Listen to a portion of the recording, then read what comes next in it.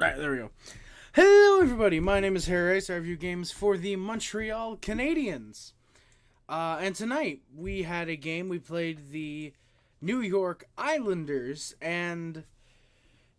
well, honestly, I have no clue how to talk about the game. I mean, there's things that you can say about the game. There's I genuinely have no clue what you can really say about this game, aside from just... It was a game. It was a game that happened, and time to move on. That's gonna end the stream. No, obviously not. Legit though, the Canadiens played tonight.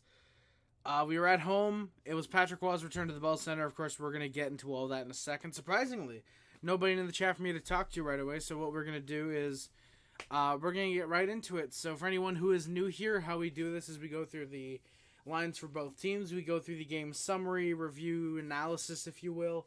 Then we take a look at the Canadian stats, and then we get on out of here. So let's do that, because, yeah, I don't know how long everybody wants to talk about this game. I feel like my brain is going to explode if I have to talk about the Gallagher suspension. That's going to be impending. There's a 0% chance Gallagher does not get suspended, and I'll be extremely surprised if he's not suspended. But we'll get into that. We'll get into what happened as we go along. The opening lines for the Canadiens were Caulfield, Suzuki, Anderson, Slavkovsky, Monahan, Armia, Pearson, Evans, Gallagher, and Pezzetta, Kandada, Harvey Pinard. We'll get into that in a second. Matheson, Gooley, Struble, Savard, Jack, Icobus, Evitra on the blue line. Sam Montembeault gets the obvious start in net, and Jake Allen backs him up, giving Caden Primo the night off. So, right off the bat, I do want to say, there's something I want to say, and now I forgot it. I apologize. The opening lines for the Islanders were Lee, Horvat, Barzell, Engvall, Nelson, Palmieri, Holmstrom, Pajot, Gauthier, and Fashing, McLean, Clutterbuck. Romanov, Dobson, Pelech, Aho, and Bolduc, Mayfield were on the blue line. Simeon Varlamov gets the start net, his first since coming back from an injury a month ago, apparently. And Ilya Sorokin backs him up after having played 10 straight games. Before the game, this is what I wanted to say. Before the game, we have a new episode of the Hab Normals podcast that came out today. Link is in the description. You guys can check that out. I'm just going to make sure real quick, by the way. Is the stream live? I'm assuming the stream is live, or not live, that it's public. I'm assuming it is. Yeah, okay, so visibility is public. Okay, so nobody's just coming by right now. Yeah. Also, sorry, I just saw a tweet that said, don't hate on Gallagher, which, I'm sorry, what? I genuinely don't know how I just saw that tweet. Jesus. Yeah, so sorry, boys. So I'm gonna look this up real quick. Stop hating on Gally. I know it was a dirty hit. Jesus Christ, dude. Okay, come on. Yeah, we're gonna talk about this, boys. Believe me, we're gonna talk about this game. We're gonna talk about that hit eventually. By the way, that stop hitting on Gally, that wasn't in the comments. That was on Twitter. I was closing off my browser and I saw that the second before I closed it. And I had to see what it was. Like I said, that came out today, I believe 4 or 5 o'clock. We talk about Arbor Jacki, we talk about Joshua Waugh, we talk about stuff that happened. We do not get into Lucas Kandada because we didn't know what was going on with that. We do talk about, so is something we get into that came out yesterday. So check that out. It is, we had a special guest, Hockey Junkie. We had a special junk on the stream. No, we had a special guest, Hockey Junkie, on the podcast. It was great talking with him, getting to record the pod. It was a great time. We hope to have him again very soon. And just great time hanging out with him. And we just had a lot of fun. And I hope you guys enjoy the podcast. Check it out. And also, before the game, Lucas Kandada was called up. So Joshua Waugh was sent down to the AHL. Lucas Kandada was called up. And, we only knew that Joshua Waugh had been sent down. We didn't have a center. Harvey Pinard was playing center last game. And now we know who it is. Lucas Kandada is called up. He's a center. He plays fourth line. Thought he had an alright game right off the bat. I just want to say that. Yeah, and also some guy, Patrick Roy, returns to Montreal. No, legitimately, Patrick Waugh, one of the greatest goalies of all time, returns to Montreal. His third game as the New York Islanders head coach. And yeah, so that's really cool. Waugh is given a standing ovation before the game after the anthems. They apparently showed some highlights and stuff of him during the Canadian national anthem. So yeah, that was cool. Love to see that the Canadian fans didn't boo the hell out of Waugh. Shows, I think, that they massively respect Patrick Waugh. And yeah. All I'd gather, sorry, let's go, Harry. Hey, Randy, let's go. Habs podcast, let's go. Sporty, all I gathered from this game was the most used two words the last decade in Montreal. God damn it, Galley. Sporty, legitimately, yes. Have you seen the hit? I want to know if you've seen the hit, because if you have not, look it up. And if you have, I want to know what you think of it. I genuinely want to know what you think of that hit from Brendan Gallagher. Because there's no way you can think that's a clean hit. I'm not saying that you do, obviously, but just I need more. I need more validation. Randy, please. I'm assuming by the joy emojis that you're saying that sarcastically. I really fucking hope you are. If I didn't see the hit, why would I say? Well, Sporty, it's just because you probably saw me talking, and I don't know if on Twitter you see as many like Habs fans, but yeah. I want to know your thoughts, though, Sporty. I do want to see your thoughts. You are sarcastic? Okay, thank God, Randy. For a split second, I was like, there's no way he's that dumb. And then I saw the joy emojis, and I was like, okay, he's not stupid. He's being sarcastic, and I had to make sure, so thank you, Randy. I'm very glad that you are just being sarcastic. At least 6-game suspension. Sporty, that's what I'm saying, dude. I'm saying 6-game suspension. There was someone in Rick's chat, his post-game, that was mentioning, apparently Pelech and Galley were going at it.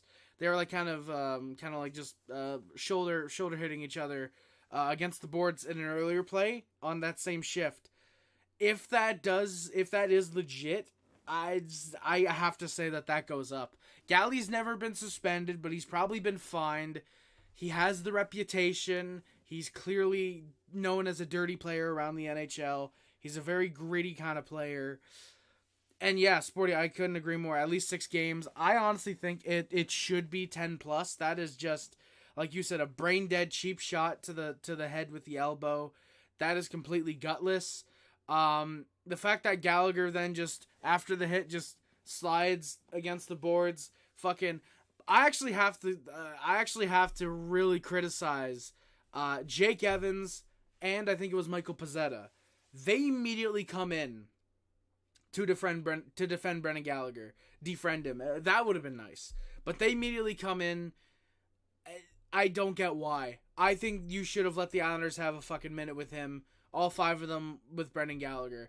And as well, where the fuck are the Islanders on that play? Pelech gets a headshot.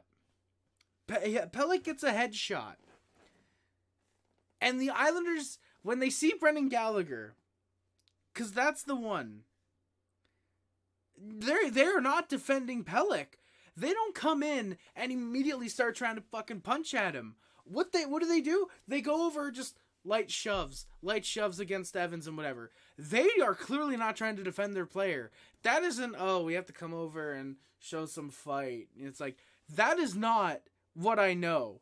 That is not what I remember the New York Islanders being. They are a team with heart. They are a team with character.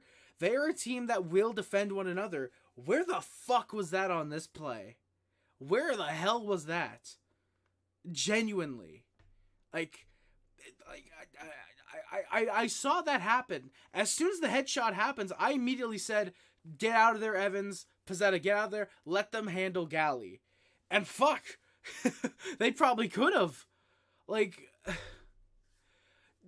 What would they have done if fucking Evans and Pezzetta aren't there? Oh, shove him against the boards, a little face wash. No. This is your second best defenseman on the team, who just comes back from a prior concussion, and he gets laid out again. I'll get if they maybe didn't see who it was. Maybe. But you see a guy like Brendan Gallagher, who's standing there, headshots, and he's following through. You see him going to the boards. You kind of got to put two and two together. Hey, it was probably this guy. High shoulder hit to the head, which is very funny considering Gallagher's like 5'9". It actually is a high shoulder hit, but again, it's just funny saying that about a guy like Brendan Gallagher. Charging, channeling Rafi Torres on Marian Hossa, exactly sporty. Like, I was in Rick's chat. That's why I came live a little bit later. I want to see what some of the guys in his chat had to say. And yeah, couldn't agree more. Couldn't agree more. Pure Rafi Torres trash move. Genuinely, I've said if Brendan Gallagher is like 3 inches taller, if this dude is like 6'1", because I think he's 5'10" actually. Let me actually look it up real quick because I do have Chrome open again. By the way, if you guys could let me know how the stream looks now, it's fucking great. Okay, there we go. Sorry, boys. Yeah, so the stream just disconnected. We've been having Wi-Fi issues the last 2 days, so freezing rain will do that to you. So, yeah, there might be nothing I can do. If it happens 2 more times, then unfortunately I'm going to have to close up the stream and do it as a video. But right now, hopefully it's okay. And before anybody asks, thank you for possibly asking, but I do have the Wi-Fi off on my phone. I was just checking to make sure, and I do. But yeah, absolutely. I couldn't agree more. Rafi Torres exactly got 25, 28 games. Granted, they probably added 10 games because of the reputation, but still, a 15-game suspension. If that's what Gallagher might be looking at, I say bring it on. Firstly, it actually helps the Canadiens. I actually think not suspending Brendan Gallagher helps the Canadiens in this case. But I genuinely believe that, Randy, I literally was just saying why it's cutting out, my guy. But yeah, I like I said, this is channeling Rafi Torres, and honestly, I think if it's a 15 game suspension that he's looking at, I'm fine with that. I think it's well deserved. And again, there's going to be some Habs fans that might want the suspension, but might be thinking, oh, hey, well, he's never had a suspension before, or, oh, he's not had an incident in a couple years. Mark Scheifele. I immediately go to Mark Scheifele on Jake Evans. A playoff headhunt like that gets a 5-game suspension with a clear, somewhat intent to injure.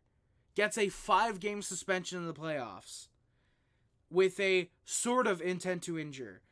With Brendan Gallagher, who does not have a reputation as clean as Mark Scheifele, to say the least. For a guy who has a really bad reputation, especially with the officials.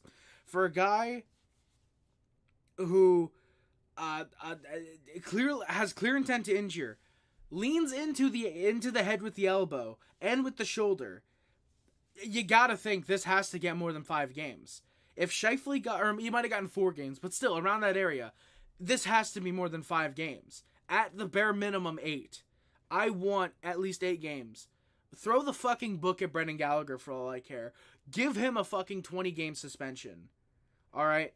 And like Sporty said, given that plays like that are what the league are trying to get rid of, I could see a longer than expected suspension as well. Like, this is not Tom Wilson or Evander Kane or I was going to say Patrick Kane for a second, or Ryan Reeves. This isn't one of the dirtiest players that are in the league right now.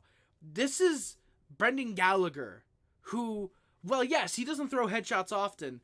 He is still a guy who has that reputation. All right? And I think the first time that he throws a headshot, if the refs do not give him a 2-game suspension, at least a 2-game suspension, he's doing this again.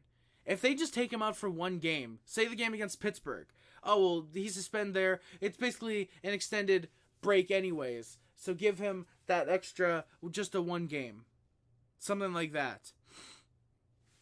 Like, for me, I just cannot see how Brendan Gallagher doesn't get at least a 5-6 game suspension.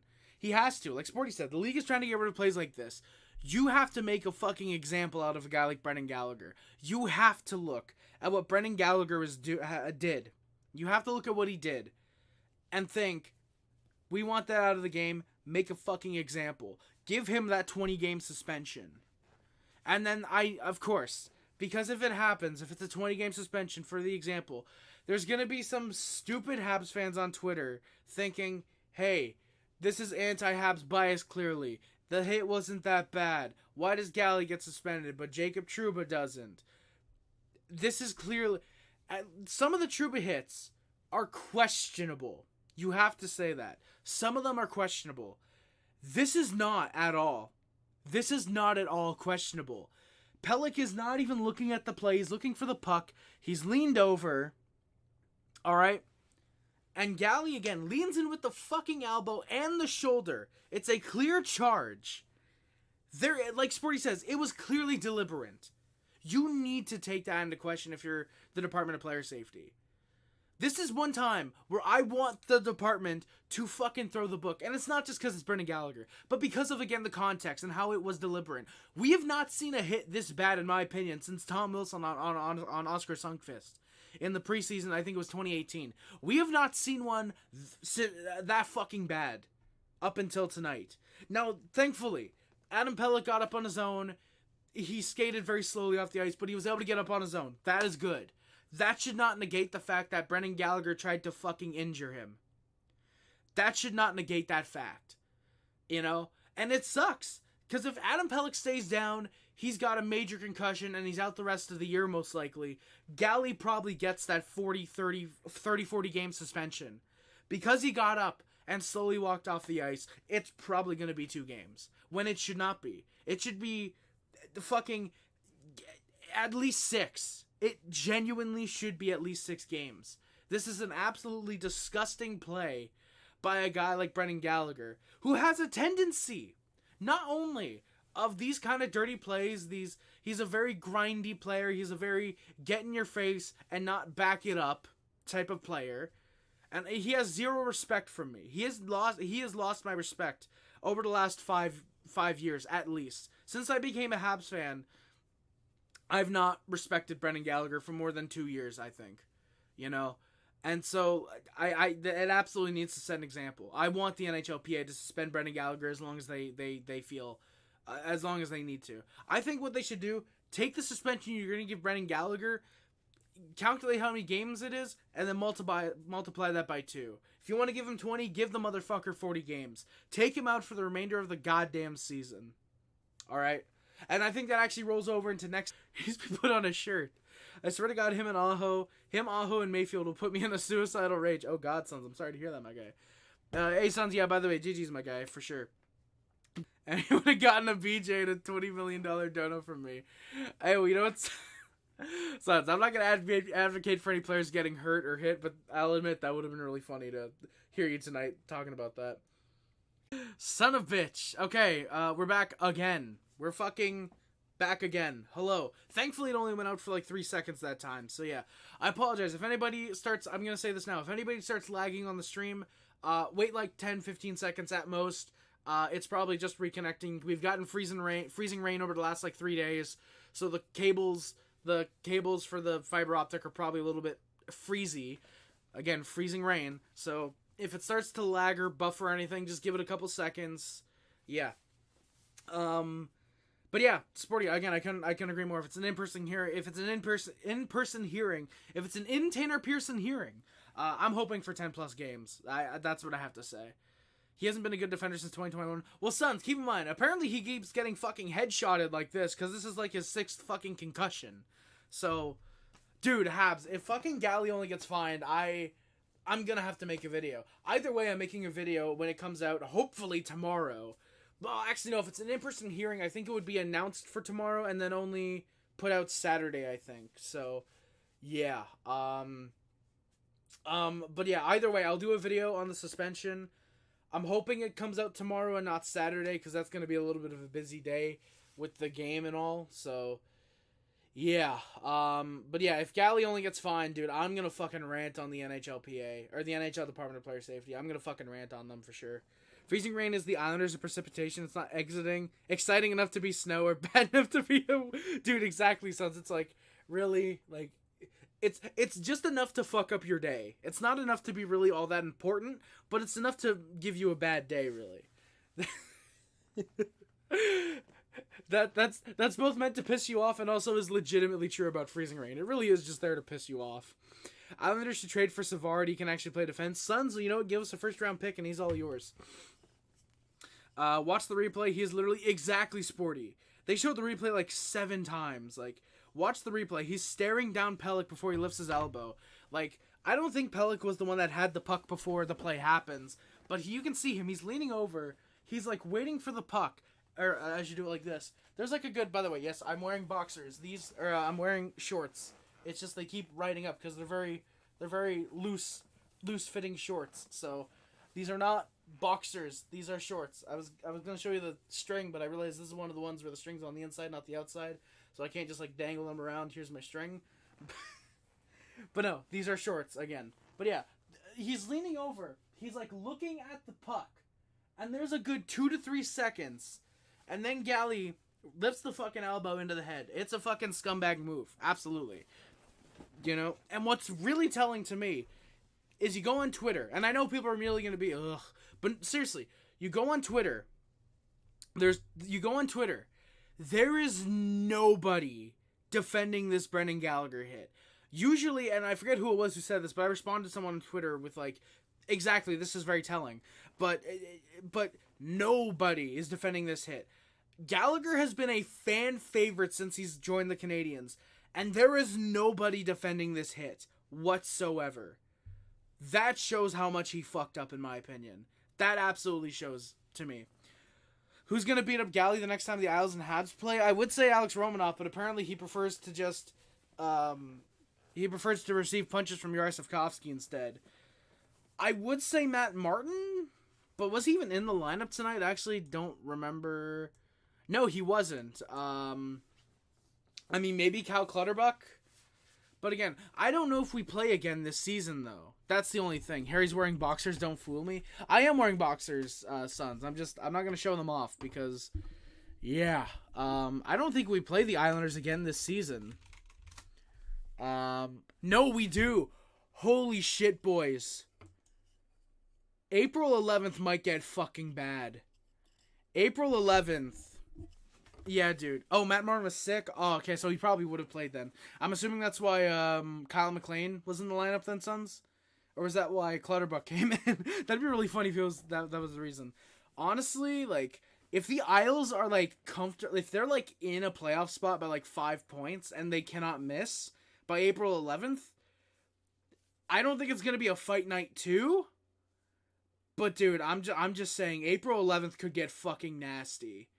Like, I'm saying, if Jack-Eye's in the lineup, if fucking Pazzetta's there, Galley's more than likely going to be back, let's be honest. If we still have Pearson, if we have to call up, like, fucking John Parker Jones, dude, if we have to call up John Parker Jones, because that motherfucker's, like, 6'7", dude, like, Jesus. I paid Galley to hit Engvall, but he missed it hit Pelech. Sons, that's some really goddamn bad aim. If Pelech was on the bench and he hit Pelech, if Engvall was on the bench and he hit Pelech instead, Jesus. If Nick Cousins results in 2 fights in the opening draw, oh, exactly, Sporty. This could get Tom Wilson Rangers treatment. Like, that's my only thing is, by the way, I love that we're getting comments from 3 viewers, but my Streamlabs is saying I have 0 viewers. Thank you guys for clearly being bots. But no, legitimately, it could. Like, that's my only concern is I don't know if Marty is the type of coach to play with that. To be like, okay, we know that they're gonna come out hard and they're gonna want to fucking beat the shit out of Brendan Gallagher. So I don't know if he'd be more of like hey, we need to protect Gallagher, so we call up our enforcements, or if it'd be more of a just play your normal style of hockey and let them and just be on the lookout. I don't know if I see Coach Marty being a guy right now to be like, okay, we call up all the reinforcements, get like 3 or 4 big dudes in the lineup to help out with the Islanders.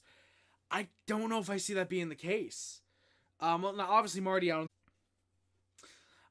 know what? Hey, if it's reconnecting, at least it's only taking like 1 or 2 seconds.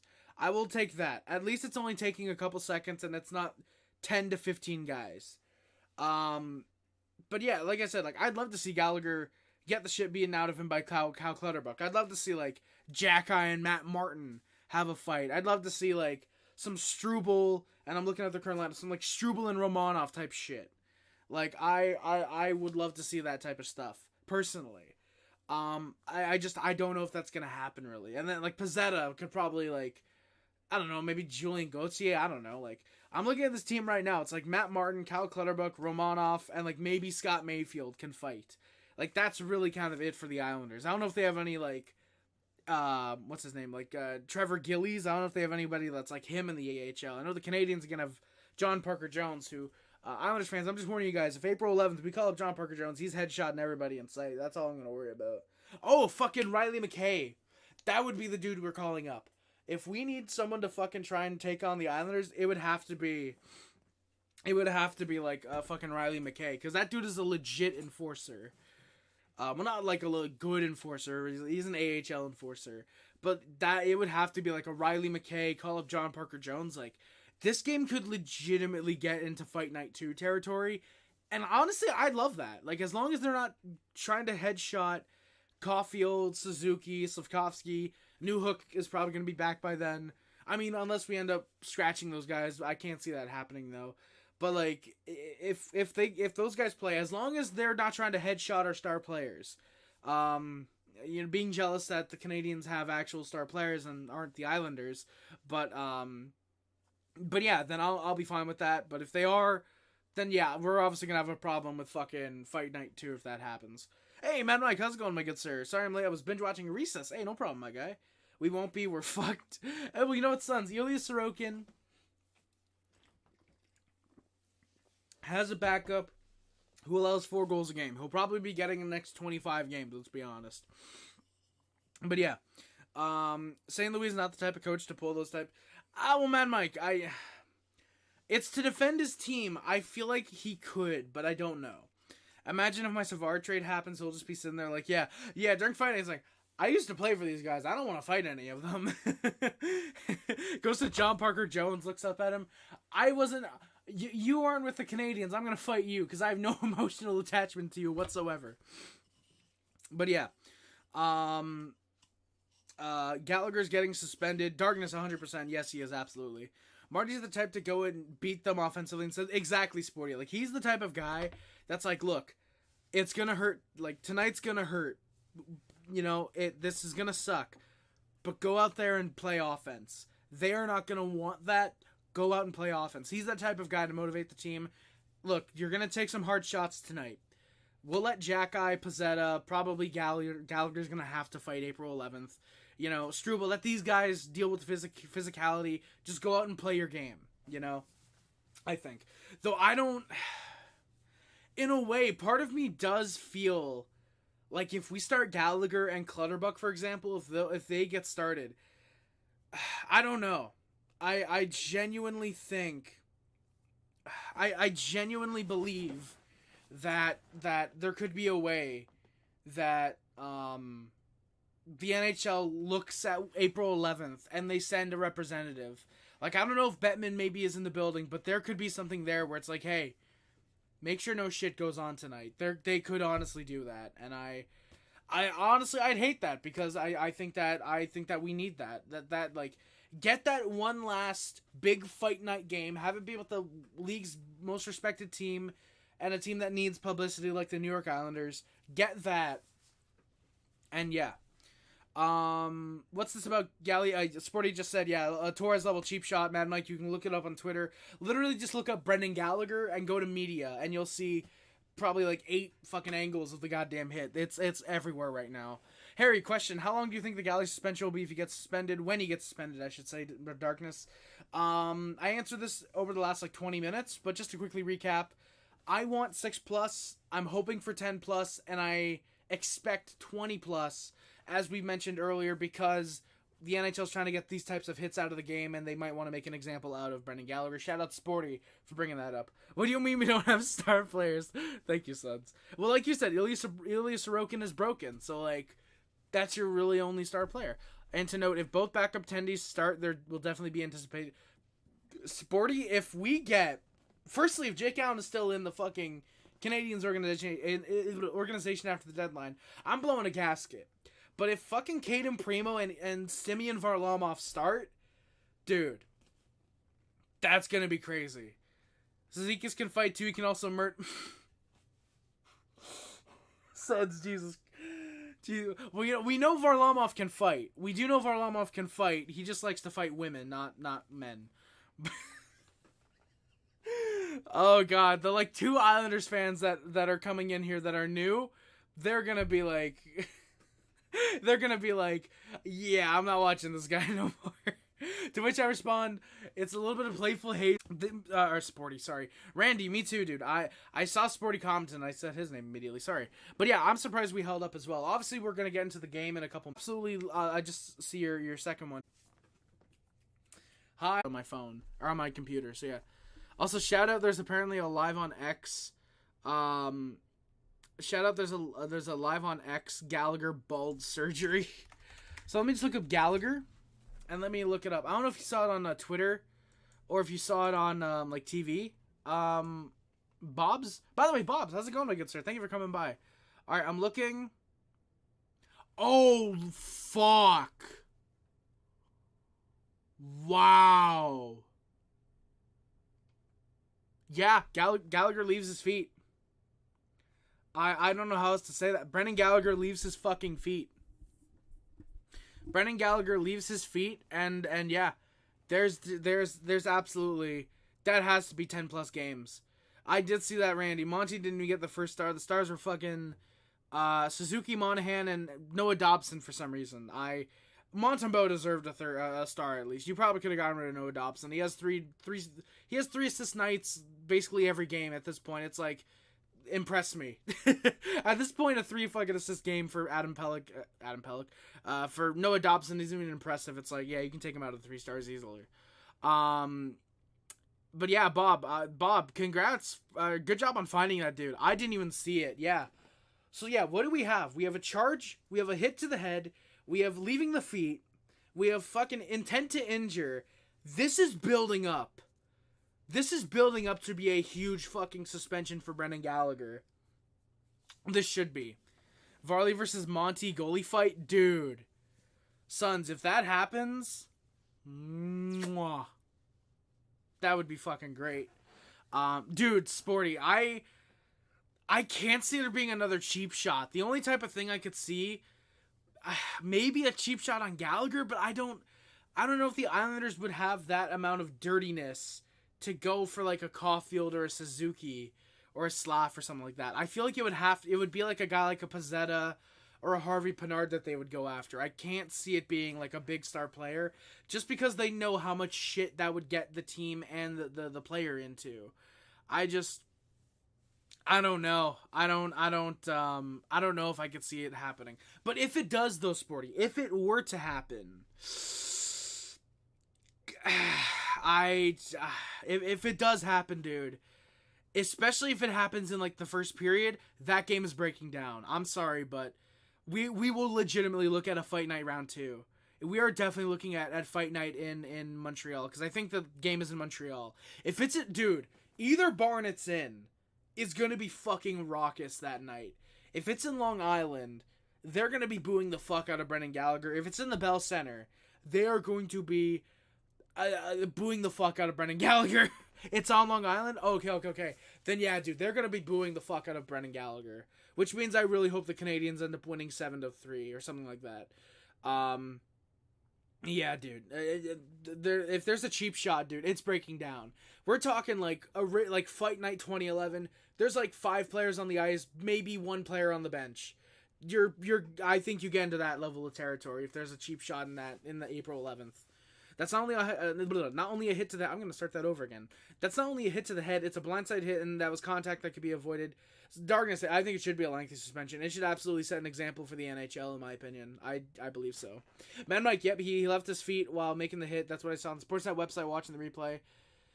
Yeah, you got to think it's at least 10 games. I'd go for 20, honestly. Also, Rich J, how's it going, man? I saw your comments. I will get to those in a second. You've been here long enough. You know by now I like going in order. But how's it going, Rich J? Happy to see you in here, my good sir. No second. Habs, I saw that the second was Noah Dobson because he had 3 assists. That's what I saw.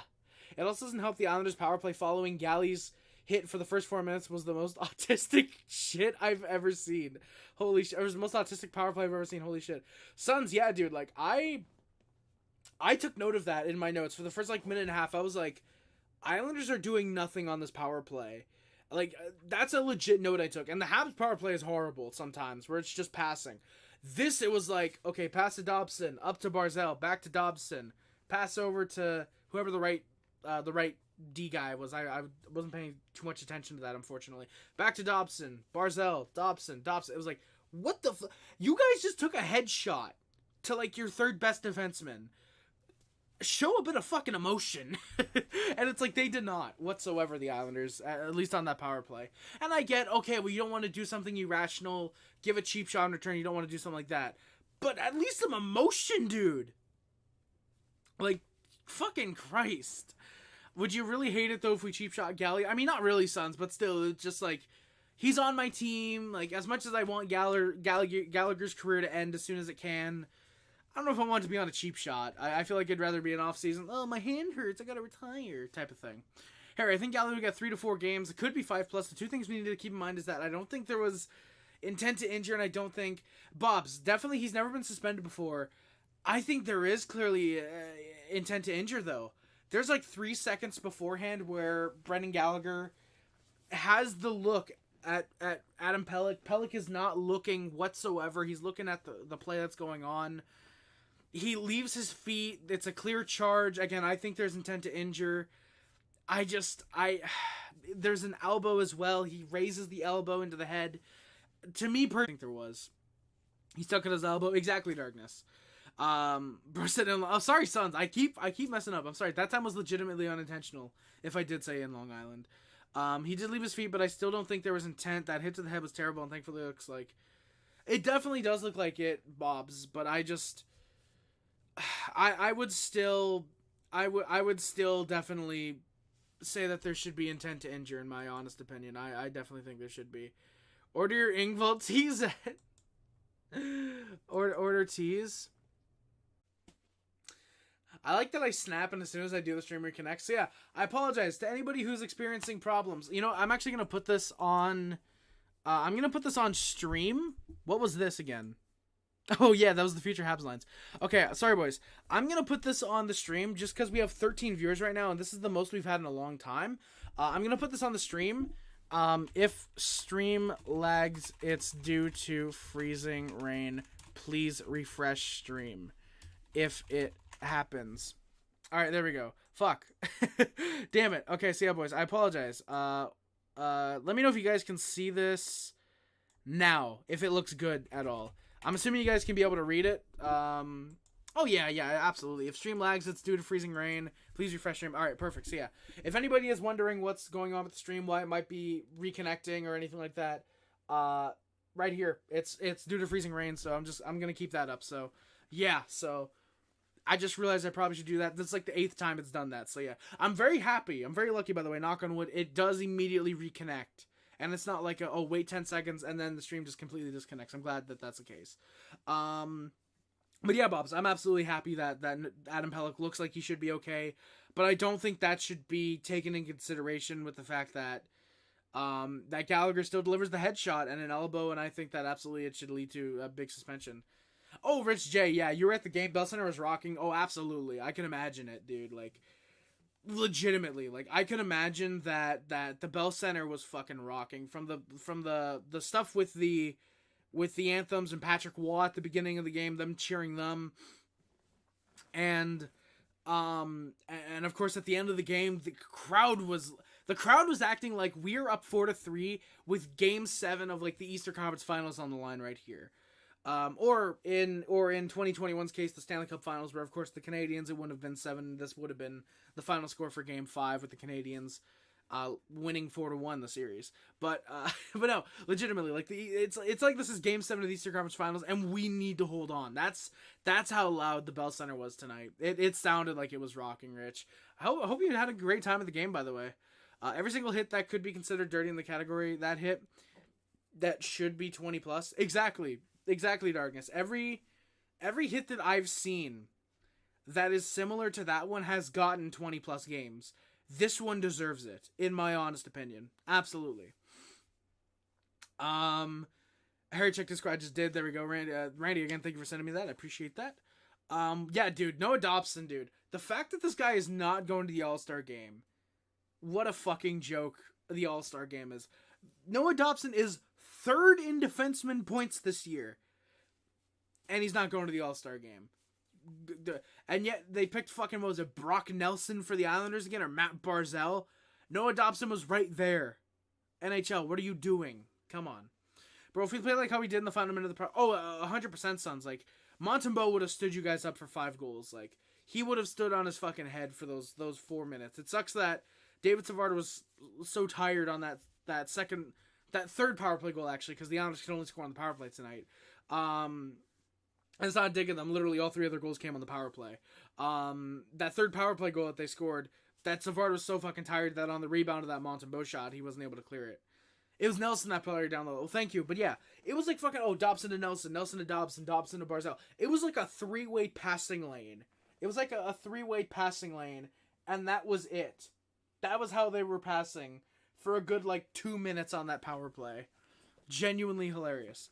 The other odd part about that Galley play is that after the whistle, the Islanders, exactly, Bobs. I mentioned that earlier. It's like, the Islanders come over, and it's like, a little shove. Like, they don't come over with, you just injured one of our guys, we're gonna fuck you up. It was just like, hey, we need to do this mandatory response, hey, here's a shove, and a glove to the face.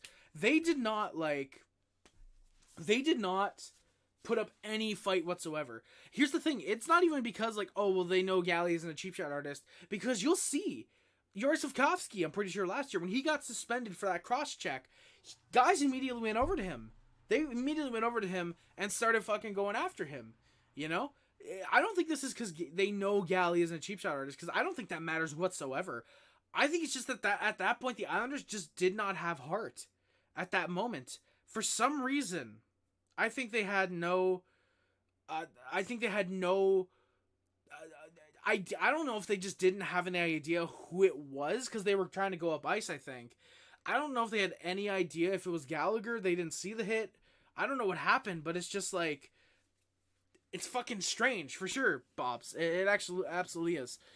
I mean, Bobs, you've seen before where some suspensions will have a little bit of a reduction, like a game or two, because, the guy got up and he played next game, or, the guy got up and he was off the ice in a couple minutes, so, it's not as bad as it should be. But yeah, unfortunately, it could end up having an impact. I hope it doesn't. But unfortunately, it should.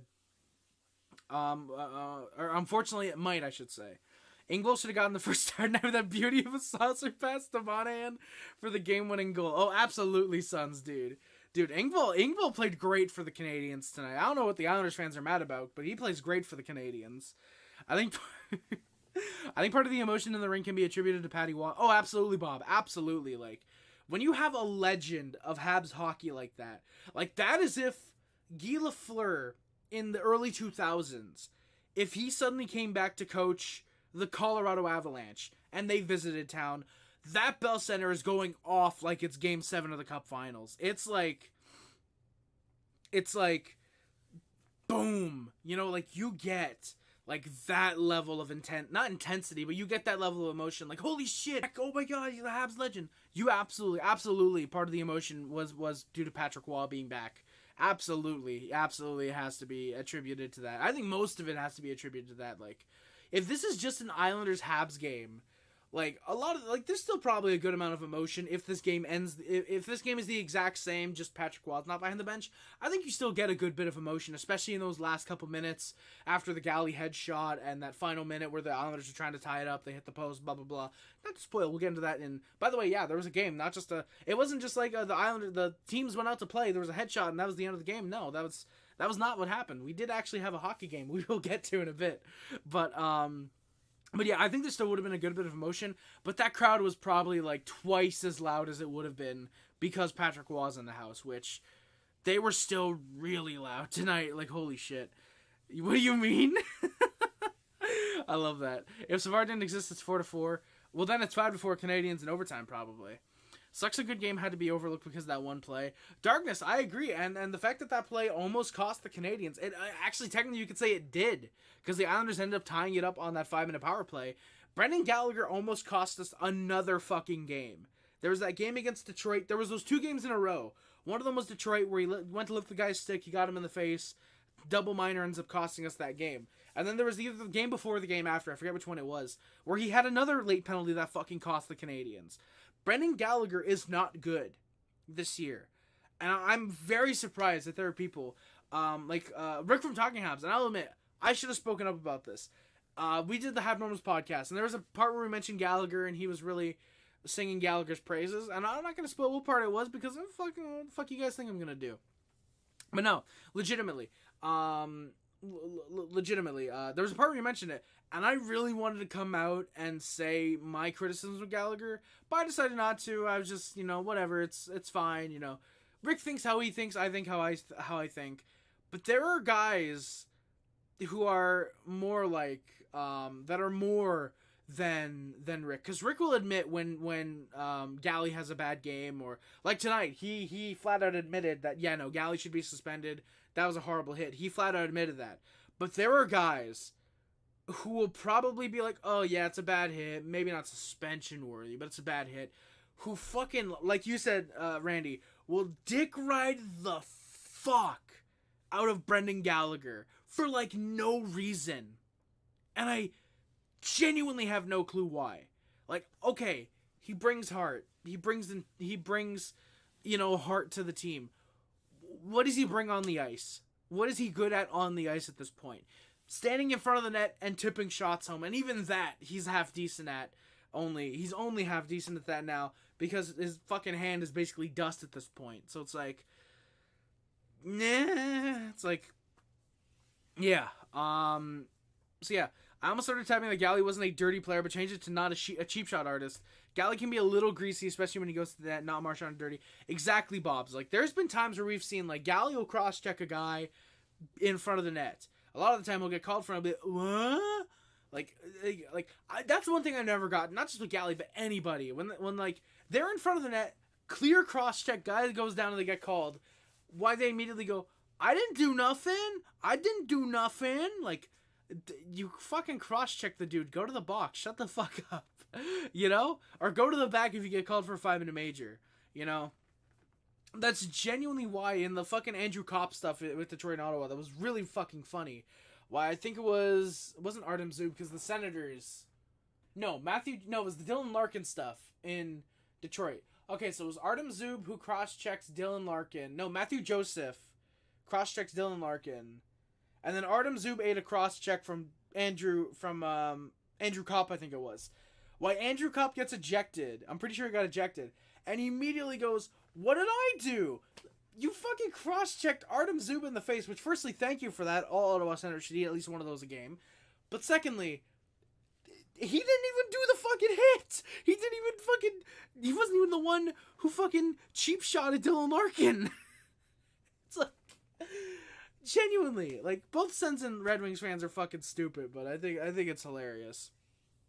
But yeah, no, Bobs, I absolutely get that. He is very greasy at points. He's not a dirty player per se. He's not Tom Wilson levels of dirty. But he is very greasy. He's very on the line at times, in my opinion. Bro, if I was Patrick Waugh and never playing well again, son's understandable. And we've all seen it. Yes, at most games where there's a clean hit will a lot of the times bring at least a fight. It might not be like a 5-minute major for fighting, but players will fucking want to swing. They'll fucking grab onto the jerseys and they'll like talk at least, like aggressively talk. If not, straight up fucking 5 minutes for fighting, whether it's clean or not. And exactly that was response, which like I don't even know if it was like Gallagher. Like as soon as he got to him, he was like, "Hey, look, I'm sorry, I didn't see him coming," lying or some bullshit like that. But like. Exactly, the response was fucking weird. It was like, oh, go over. It's like, oh, maybe they'll kind of grab, face wash. Evans and Pizzetta come in, and I thought it was going to be like, oh, Pizzetta's going to come in, he's going to start throwing. No, both guys just come in, it's like, hey, come on, hold off him or whatever. I just come in, it's like they're just like kind of staring him down almost. Like, it wasn't even like we're going to fucking get you next game. It was just like why'd you do that, dude? Like the response was very weird. Absolutely. I was honestly half expecting, once that power play ends, Montreal ties the game, I was honestly expecting Jack Guy to get out on the next shift, and it was going to be like, all right, Jack Guy, or we want to fight, fucking give us your best enforcer or something like that, and to send out Jack Guy. I thought there was going to be at least a fight in the last, 5 minutes of the game. I was very surprised there wasn't. Darkness, exactly. Brendan Tank Commander Gallagher. Dude, the Habitat on Twitter, that fucking retard probably loves Brendan Gallagher, let's be honest. If the galley hit doesn't happen, we probably win 4-1. I mean, Habs podcast, I don't think that Monahan goal happens per se. It's probably an empty net goal, more than likely, if anything, but I don't know if it's necessarily Monahan, because there was one instance where he had a really good shot at the empty net, but it just trickled wide, and Dobson kind of cheesed it to try and get it as an icing, but he didn't. But yeah, I want to know what Heinz thinks about this low-key problem. I don't know. Fucking depression. Let's go, Suns. I'm gonna look in Heinz's sim league, actually, see if he gave any type of response. Oh, and Darkness, yeah, you just asked him. You literally just asked him. I just saw that. Yeah. Julian Plante, how's it going, my good sir? Thank you for coming by, man. Happy to see you in here. Maybe part of the Islanders' lack of response was that Pelech seemed to get him onto his knees fairly fast. That is true, Bob. That could be part of it, Bob's. So, like you said, yeah, they probably knew he wasn't likely seriously hurt. It's still weird. Because most dirty hits, or clean hits, will warrant something. Even if the guys aren't seriously hurt, if it's like Matthew Tkachuk, when he hit Jack Eichel. It was like, Tkachuk comes in, boom, hits Eichel. Eichel's up in 3 seconds. The Golden Knights still went after fucking Tkachuk. You know? And here, Galley fucking headshots fucking Pelech. He's down for at least a handful of seconds. And they just go over and they just, hey, why'd you do that? It doesn't make, you would think it'd be the other way around. They just go over, hey, don't do that. You know, or at least the Golden Knights aggressively, like, hey, don't fucking do that. That's one of our best players. And the Islanders would be like, we're gonna fucking rip you apart. We're gonna take the three hairs that are still on top of your head. We are ripping those out. It's like, exactly, Bob. Exactly, Bob's. Every single team goes ballistic. Even if it's an Adam Pelech where he's a top 4 D, he's not your best D, but he's still good. He's still useful. Every team, when you hit a guy like that, they're going after you. They want blood. If it's not with you because you're out of the game, they want to fucking fight. They want something. And the Islanders, maybe it was a thing where it's hey, we're going to get the power play. We don't want to fuck this up. But still, for not even one of those guys that are on the ice, they're anyone after to be like, hey, look, we want blood. Exactly, Bob's. It does seem weird. I'm interested to see what happens. Maybe it's to draw a bigger suspension. I can't see it, though, because there's no way. The hit happens, they go over, and immediately they're like, this dude's getting suspended, don't do anything. There's no way. Because if anything, I think the lack of response would actually lead to a lesser suspension, because the dopes would see that and think, hey, they didn't respond all that much, so it wasn't as serious. I would think it'd be the opposite, but it's really hard to see what I don't know. That's why I want to hear not only Gallagher's side, what the fuck he thinks, or why he hit Pelech the way he does, what type of bullshit story he comes up with, what type of bullshit story he comes up with, I should say. And I want to hear the Islanders, why they didn't attack him, why they did not go after Brendan Gallagher, genuinely. Julian, I missed everything, just caught the Galley hit. That's fair, Julian. And yeah, there was 0 hit. I mean, Galley was out of the game. He was given a 5 in a game, easily. There was barely any type of review. I think it was literally, they call it 5 in a game, they go review, and 5 seconds later, it's yeah, no, call is confirmed, 5 in a game. But yeah, Jack Eye didn't go out there, Pizzetta didn't go out there, Struble, Pearson can kind of drop the gloves. There was nothing. There was no type of, hey, we want to fight, let's fucking drop the gloves. There was nothing like that. There was nothing like that, which is very surprising. And yeah, I don't think Habs to trade Monahan. He's too good. Rich J, I'm very, very much, I'm really torn on that at this point. I've been very re-sign Monahan, only trade him if you can re-sign him in the offseason. And I still kind of am that. I feel like the more Monahan does in the lead up to the trade deadline, the more you can get out of him. You can definitely get a first, maybe even 2 firsts, a prospect, especially if the Habs end up retaining on Monahan, who already does not have much on his cap hit left. He's making $2 million. He's probably owed like $900,000 by the time the deadline comes around, maybe $600,000, something around there. He is not owed much at all. The amount we can get back from Monahan is a lot, but the value he might bring to the team himself, if we can re-sign him on like a 3-4 year deal, might be worth even more, in my honest opinion. That in my opinion makes a lot of sense if that's what happens.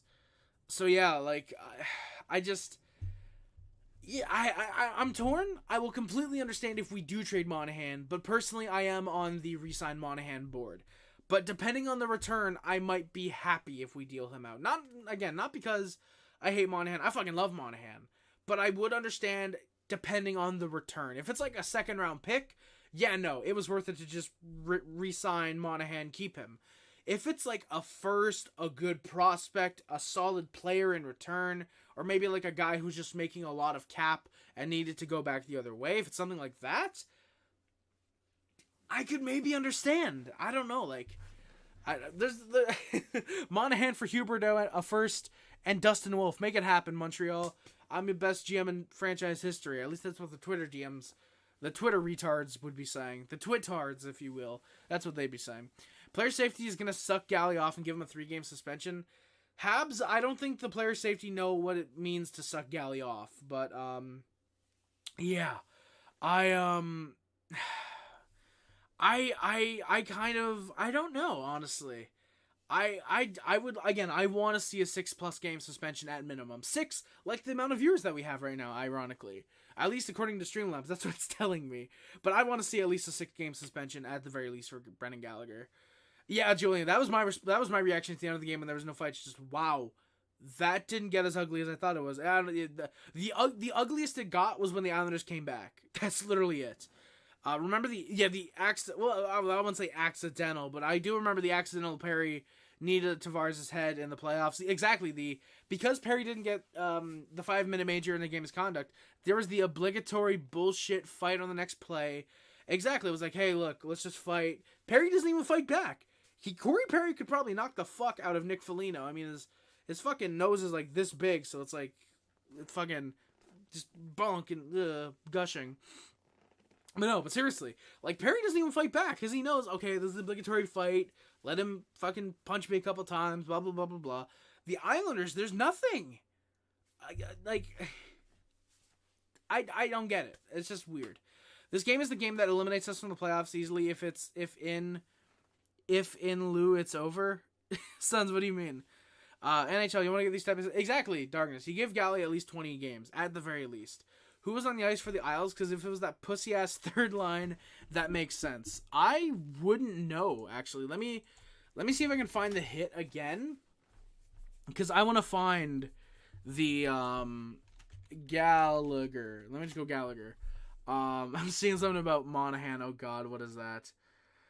Fucking Habitat, of course. Oh, yeah, we should trade John Monahan. Yeah. Yeah, so a chicken shit move by Gallagher. Show the fucking... Oh! So Barzal was on the ice. That's one guy who was out there. Obviously Adam Pelech. Yeah, all I see is Matt Barzal, unfortunately. That's the only guy I see. Okay, and apparently an hour ago, by the way. Yeah, I'm trying to look right now. There's nothing here. But an hour ago, apparently Coach Marty said that he didn't say anything to Brendan Gallagher after the game. He said, quote, "No, I did not. I'll see him tomorrow and take a look at the video." So, oof, Jesus. And yeah, like someone replied, if Arbor's in the doghouse for taking 3 penalties in 2 games, the fucking response, dude, I want to see that. And yeah, dude, genuinely just... God, never forget, Dubas trading a first for Foligno for, what was it, 9 total games, I think it was, and 0 points and a -2 or something like that. If I'm Lou, it's over. Oh, I see Suns. Yeah, I agree. It should be. I think I've seen the softest 5 in a major I've ever seen in Calgary tonight. Darkness, what happened? Good question, kind of. In talking Habs livestream after I left, who on the Habs is worse than Galley? If you had asked me this like 6 games into the year, I would have said Michael Pezzetta. If I'm being honest, like, I think just by virtue of him having not played a lot, Lucas Condotta technically worse than Gallagher. I think again technically. I don't think I can really. Maybe Tanner Pearson. I think just because like he had a really good hot streak to start like the first 3 weeks of the season.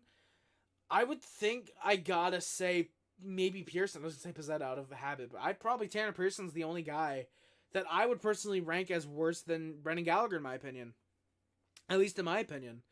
Yeah, I mean like there's gonna be guys that would say Justin Barron. If we're going off who's on the team right now, Pearson would probably be the only one guy I would confidently say has been worse than Gallagher. Again, Condotta's been here literally 1 game, so technically he is worse, but I thought Condotta actually had a pretty alright game tonight. He wasn't super noticeable. He had a couple decent shifts, but he wasn't like, oh my god, Condotta, how was he out there for that goal? And it wasn't like, oh, Condotta, yeah, he had a really solid, he had a really, really good game. It was just, he was alright. He was your 4th line type of guy. That's kind of what he was. Funny how the NHL gave Pinto 41 games for betting, but Galley will get fewer for taking Pelech's head off. Bob's, yeah. I mean, to be fair, the Pinto stuff was made extremely clear. Oh yeah, Josh Anderson for sure. Andy, I think is kind of, I don't know. It's weird because he went the 25 or whatever games without scoring a goal this year. I don't know, honestly. It's tough to say Andy because he had that hot streak. He's been red quiet. He's been complete silence since then. Absolutely. But I just feel like that hot streak, at least he was actually playing well. The 6 goals in 8 games, I think it was at one point. He's played well. We haven't seen that out of Brendan Gallagher or Tanner Pearson. Again, Pearson had that hot start to the season. And again, it's tough to argue, I think, that Anderson has been worse than Brendan Gallagher because he has had top-line minutes at points during the year. Galley last game was on the fucking 4th line. And Anderson hasn't reached that low. At least, not yet he hasn't. Maybe he gets there, who's to say, but it hasn't yet, so for me it's tough to say that. Player safety are very hit and miss with suspensions, and a Habs podcast, I will say that for sure, absolutely.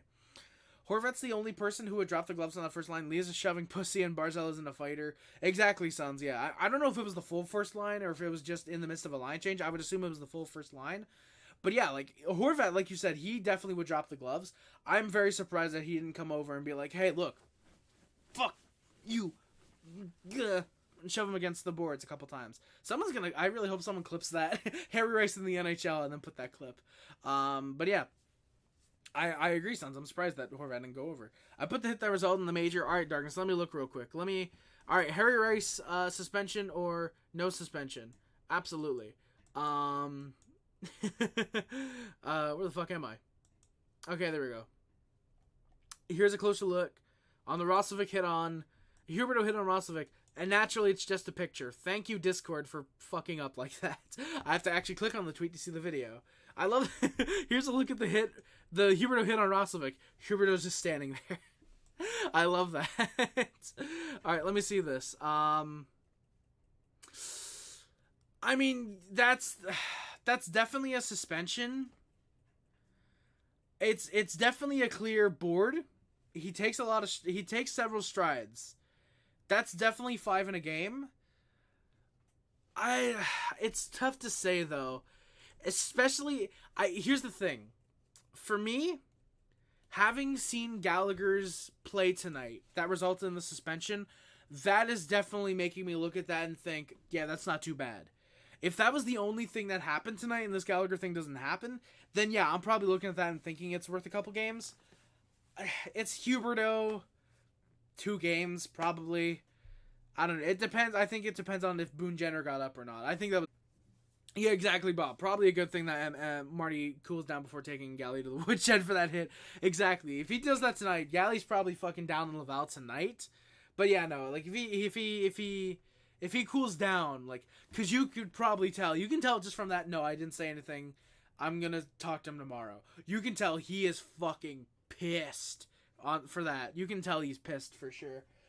He probably just had a really good way of hiding it. Bob, yeah, like, absolutely. Armia having cleared waivers, like, at the start, definitely, like, you could maybe argue he was worse than Galley, but he's been really good the past, like, 2 months. I think that I've really liked the amount of goal scoring that Armia has given to the team. I've really enjoyed Armia on some nights, and I think he's been actually pretty solid. Anderson really hasn't really done his contract. I read that already, and yeah, I think you could agree with that. I think Galley making more, though, definitely needs to put him below Andy, in my opinion. We all kind of want to give Andy a pass. Exactly, Bob's. Like, I like Josh Anderson, even though he grew up liking Toronto. I like Anderson. You want to give him that, like, hell, well, you know, there's that. But yeah, no, like, he's still probably the third worst player on the team, let's be honest. 15 in a row for Edmonton. Jesus Christ, darkness. In the brutal reality of the NHL being a business, oh yeah, Andy definitely has to be in that discussion for sure, Bob. I agree. It's still the fact that he's probably the third worst Canadian on the team, which sucks. Like, when he's hot, like, okay, he's like top 5 Canadians, but when he's cool, he is like, you're wondering if he even played that night when he's cool. When he's hot, it's like, yeah, no, I noticed Andy every shift he was on. But when he's off, it's like, I don't think the dude even played tonight. Like, did Andy get hurt last game? What happened? Like, that's how bad it gets. Most nights when Andy is invisible. Like, there was one I noticed him tonight. It was on one of the goals where he got an assist. That's the only time I noticed him. But, like, yeah, even Andy, he's a guy. Like, if he's still around, because God, I'm fucking hoping he's dealt at the deadline. Andy's a guy where if he's still here after the deadline, April 11th, he's another guy who can fight. Like, Andy can fight. Galley's gonna have to fight. Pizzetta, Savard, Struble, Jack-Eye. Matheson's not afraid to throw his weight around. There are guys on this team who will not be afraid. Slavkovsky recently has shown he's got a little bit of a mean streak to him as well. It could honestly get ugly April 11th. I genuinely believe so. Because these teams are not going to forget it. I think it was a line change, and they probably didn't fully see who did the hit, but that's on Barzal to say Galley did it, because exactly, Barzal's sitting there. He's like, okay, where's the puck? Does Pelech have it? He looks right at the hit when it happens. Exactly, like you said, Sons. That's on Barzal to say, no, Galley, this fucking dude did it. Let's go after him or whatever. Like, it's fully on him to say that. Absolutely. I think it was a line change, too. And yeah, that's fully on Barzal to say. I didn't even think of that. That's on Barzal if he saw the hit to say, this dude did it. Let's fucking end his career. Which, quite frankly, I think the Islanders should have ended Galley's career tonight. But I don't know. April 11th, they'll get probably 3 opportunities to do that before the game cools down, unfortunately. I will never forget Josh Donaldson. Yeah, Blue Jays third. I know who Josh Donaldson is, Bobs. Don't worry. I know who fucking Josh Donaldson is. This isn't the trial league. This is the get it done league. Exactly, Bobs. I love that, dude. I absolutely love that. Like, in the minors, okay, yeah, you can try. That's fine. But in the NHL, you better fucking get it done. And Josh Anderson, Brendan Gallagher, they've not. I'll be a little lenient on Tanner Pearson. He's gone at the deadline. He's either gone at the deadline or he's gone in the offseason. Either way, it doesn't matter. Yeah, exactly. Or Barzal could have gone after him himself. Exactly, Sons. Exactly.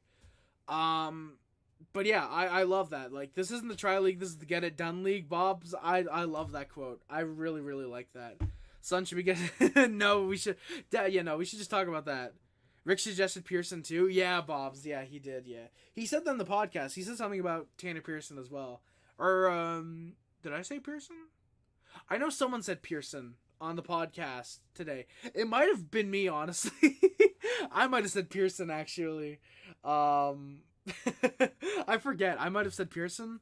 But I know there was someone said Pearson on the podcast today for, like, worst Canadian this year. Like, who's been the biggest...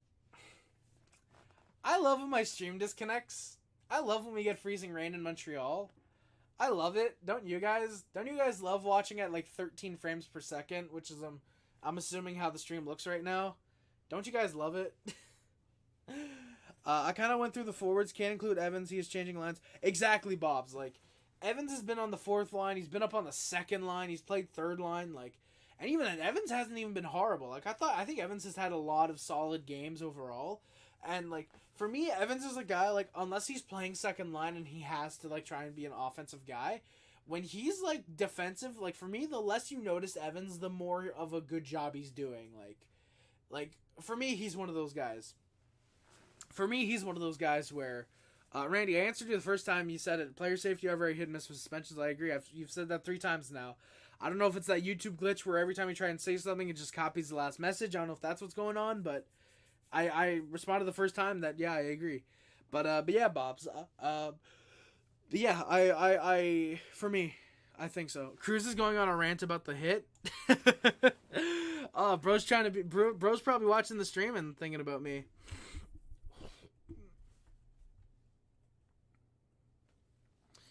Bro. Alright, I'm a Habs fan.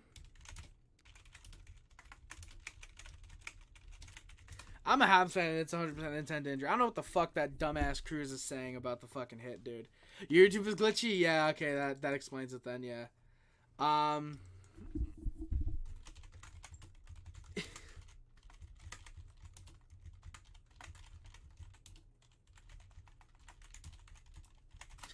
Sorry, boys. Alright, yeah, so you're gonna be out this time? Nope. Okay, we're back. I love YouTube. But, no, like, thank you, Bobs. I get that he doesn't have many points. But again, I think when you come into the season expecting Kirby Dach as your second line center, it's a mix of Monahan, Dvorak at third line, and you're on the fourth line. It might even be a healthy scratch some nights just because you're stacked at center. And fucking less than halfway through the year, Dach's out, New Hook's out, fucking Dvorak's out, and you have to be playing second line center some nights because you want that offensive depth, so you get Monahan on the third line. I get, again, you want him to step up at the points, but again, to me, it's like there's those certain points where it's like I get that. Just for me personally, I understand why there might not be. I completely get that there wouldn't be. I completely get why there wouldn't be. Why there might not be much offense for Jake Evans at this point of the season, in my opinion. So yeah. Also, I'm sorry, but I've got to prove Cruz wrong. If anyone wants to invite him on the stream, you guys can, because I would love to debate that little puke about this, but I don't think it's worth it. I don't think it's worth it. This dude is a fucking, yeah. Okay, this one, no wait, I don't want to go full screen. I want to view the tweet. How do I do this? Oh, there we go. Wait, no, that's not gonna, fuck. Okay, there we go. Fuck. No, I don't want to unmute the stream.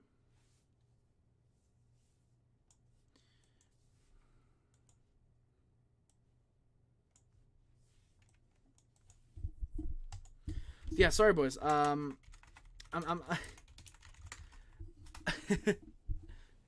Yeah, sorry, boys. I'm trying to, oh god, of course, Randy would invite him on. Thank you, Randy.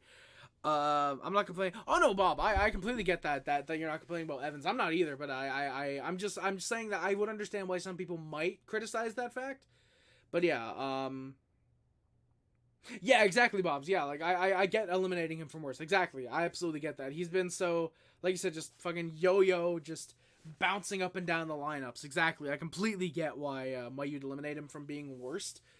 But I would get why some people might think that, because he's at second line center, you want him to contribute a little bit. But Evans is a fourth line guy. I think he's actually been playing pretty well second, third line, considering, again, he's used to fourth line minutes. And yeah, I like Jake Evans, and I think he's solid. Even Mad Mike is agreeing with Harry. It's a miracle. Darkness, exactly, dude. It's a fucking miracle. It's not often that we agree, but when we do, it's like, holy hell. Harry and Cruz beef is back, dude. It never left, Randy. It never left whatsoever, my guy. All right. I should get to the game because we're an hour and 17 minutes into the stream. We're an hour and 17 minutes into the stream, so I'm going to get through the game. If anybody does, again, want to talk about Brendan Gallagher, just go for it. Say it in the chat. Again, any comments I'll get to. How long has Evans been on the team? It seems like it has been, Bob's. I want to say he's been around for 5 years with the team. Jake Evans. I'll look this up right now. Hockey DB opens the score with a breakaway. I love that. Yeah, this is his 5th year with the team. 4th consecutive year, you could say. 1920, he got into 13 games and then 6 postseason games. And then 2021 onwards, he's been consistently with the team. He had that really good year in 21-22 where he looked like he could be a third-line guy. He had the 13 goals, 29 points. I actually think he's not been performing terribly. I think he's actually on pace for about roughly 25 points on the year. That's actually about to match. That's going to match probably his career high. Not match, but it's going to be slightly below his career best so far. See, again, I wouldn't necessarily say that it's. I wouldn't say that's necessarily a. Oh well, you see when you average it out, he's had a worse season. I don't think it's going to be a horrible season. I think it's actually going to be a pretty decent one. Exactly. Jake Evans is a PK god, Randy. Like, I love him. For sure, man. Cruz called your shit trash. Common Cruz. Are you going to watch the All-Star stuff? Wolverine, yes. I probably will, man. I will, dude. I will,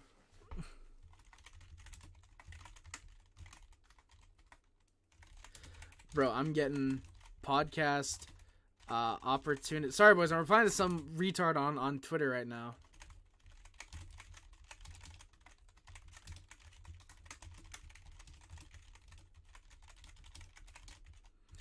Just because you hate someone for being successful doesn't mean you can't admit I'm better than you. Let's go, boys. Let's stir the shit on Discord. Let's stir that fucking pot, baby. But yeah, Wolverine, I am probably going to watch the All-Star stuff. Even though it's in Toronto this year, and it's going to be probably the most cancerous All-Star crowd you could get, I'm going to watch it. I'm excited for the draft. All-Star. I think the All-Star draft is... I think it is that weekend. I think it's the Friday, and then the Saturday is the games, I think.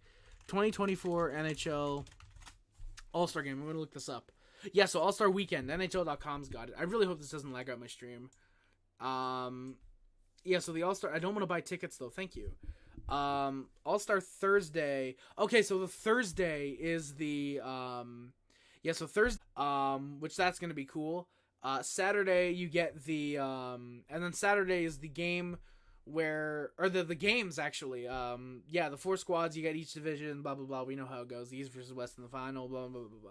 Yeah, that's going to be exciting. I'm going to be excited to see the games. I think it's going to be fun. Dobson, Darkness wouldn't surprise me if they take anyone over, Dobson. Oh, Darkness. Oh, you're saying Darkness, comma, wouldn't surprise me. Okay, I see. I mean, low-key, if I was drafted to the All-Star game, I mean, I'd fucking go. Just pay for my flight out or whatever. Hell yeah, I would. And yeah, Bobs, I absolutely, I do feel a little bit bad that he hasn't been given, like, a legit chance at the third line. They've kind of just been forced to put him on that third line. But yeah, I like Jake Evans. I think he's a great defensive guy. I do think fourth line is best suited for him. I think fourth line, kind of 12 minutes a night, give him whatever on the PK. I think that's best. I think Jake Evans is great for the fourth line.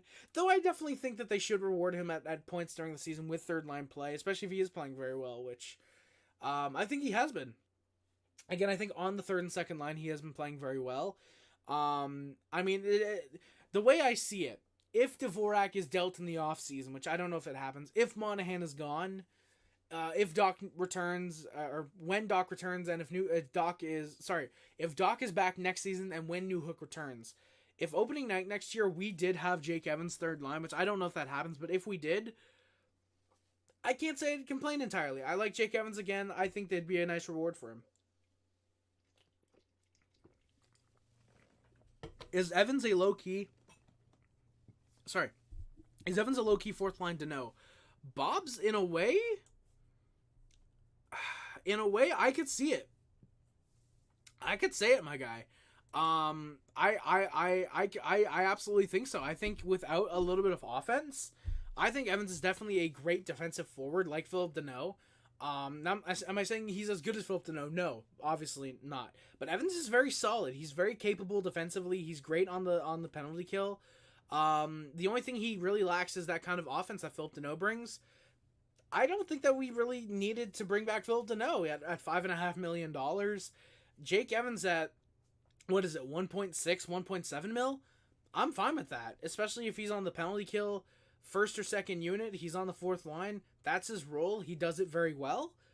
I'm completely fine with Jake Evans. I think Philip Deneau, getting rid of Philip Deneau, well, yeah, okay, probably he would have helped the team, obviously. Fucking bring back Eric Stahl and Tomas Tatar and Shea Weber and Carey Price. If they didn't get hurt, they would have. they would have. They would have had a great chance of improving the team. Jake Evans is not a bad replacement for Philip Deneau. If you're using him on the PK where Deneau was and using him on the fourth line, he's not terrible. I like Philip Deneau. He has a 6 out of 10 when comparing Evans to Deneau offensively, but maybe a 7 out of 10 defensively. A 7.5 out of 10 defensively. I hate the heart in the corner. I wish I can get rid of that. But yeah, I would agree with that, Bob. I definitely think a 6 out of 10 offensively. I'd maybe go a 4 out of 10 just because I do think Deneau has that possibility for 50 points, 60 points. I think Evans' high is 29. I think he caps at probably a 25-point player at this point. So I could say Jake Evans for captain. Absolutely, Pops. Jake Evans for captain. 100%. Yeah. But yeah, 7.5 out of 10 defensively. I think that's actually very fair. I could maybe even go an 8 at certain points in the season. But yeah, I think a 7.5 right now. I think that's really fair. I think that's really fair to Jake Evans. I agree with that though. I definitely agree with that, Bob, for sure. Bro's now saying it isn't legal. Look at cord dis. Oh god, Cruz thinks the hit isn't intent to injure. Never once said it was legal. He threw the elbow. If he throws the elbow, it's clearly intent, my guy. That's what I'm gonna reply with. He's not gonna just throw the elbow just to throw the elbow and to hit. He's gonna POV. You're at the function, and you randomly. POV. You're at the function, and you randomly get the thought, "Hey, I'm gonna die someday." Suns, thank you. Unironically, I love that, actually. That's a really funny meme, Suns. Thank you. Bro, Suns does not miss with memes, by the way. He does not miss with memes. And I know you weren't a fan of Deneau turning down a contract. Yeah, Bobs, yeah. I mean, yeah, I definitely was not a fan of Deneau leaving the Canadiens just to take $500,000 more with LA. I definitely was not a fan of that, and I don't like Deneau for it. But yeah, as a player, like, I'm definitely not, like, if you say, like, oh, Philip Deneau is a second-line center, I'm not going to be like, haha, no, he's a fourth-liner. No, I'll say, yeah, he's a legit second-line guy, more defensive than offensive, but if you have him as your second-line center, there shouldn't be any complaints there. I'm going to say that. As a first-line center in Montreal, he worked well, especially under the pressure of the Canadiens. Was he more of a second-line guy? Yeah, absolutely. And I don't think that's, I don't think that should absolutely be, I don't think that should be a disservice to Deneau. I think it should actually be a compliment to him that he's that skilled, that he's a second-line center in the best league in the world. I think that's absolutely should be a compliment to Philip Deneau. And, well, yeah, obviously I hate, get this man a brain. Bro, Randy, that's a fucking banger of a comment right there, my good sir. That is a banger of a comment. But yeah, like I said, I think Deneau's a legit second-line center. I might not like how he left Montreal and how he treated the team at the end, but I'll take it. Exactly, Bob, dude. Deneau crushed the Maple Leafs in the playoffs on that top line, dude. What was it again? Like, what did they score? Like 3 points for Matthews in that first round? Or no, I think it was 6 points, but 2 goals, I think it was. So he still got points, but how many of those were on the power play, dude? How many of those were on the power play? Dude, the Leafs, you really think about it, the refs fucking hated the Canadiens in the playoffs up until... Okay.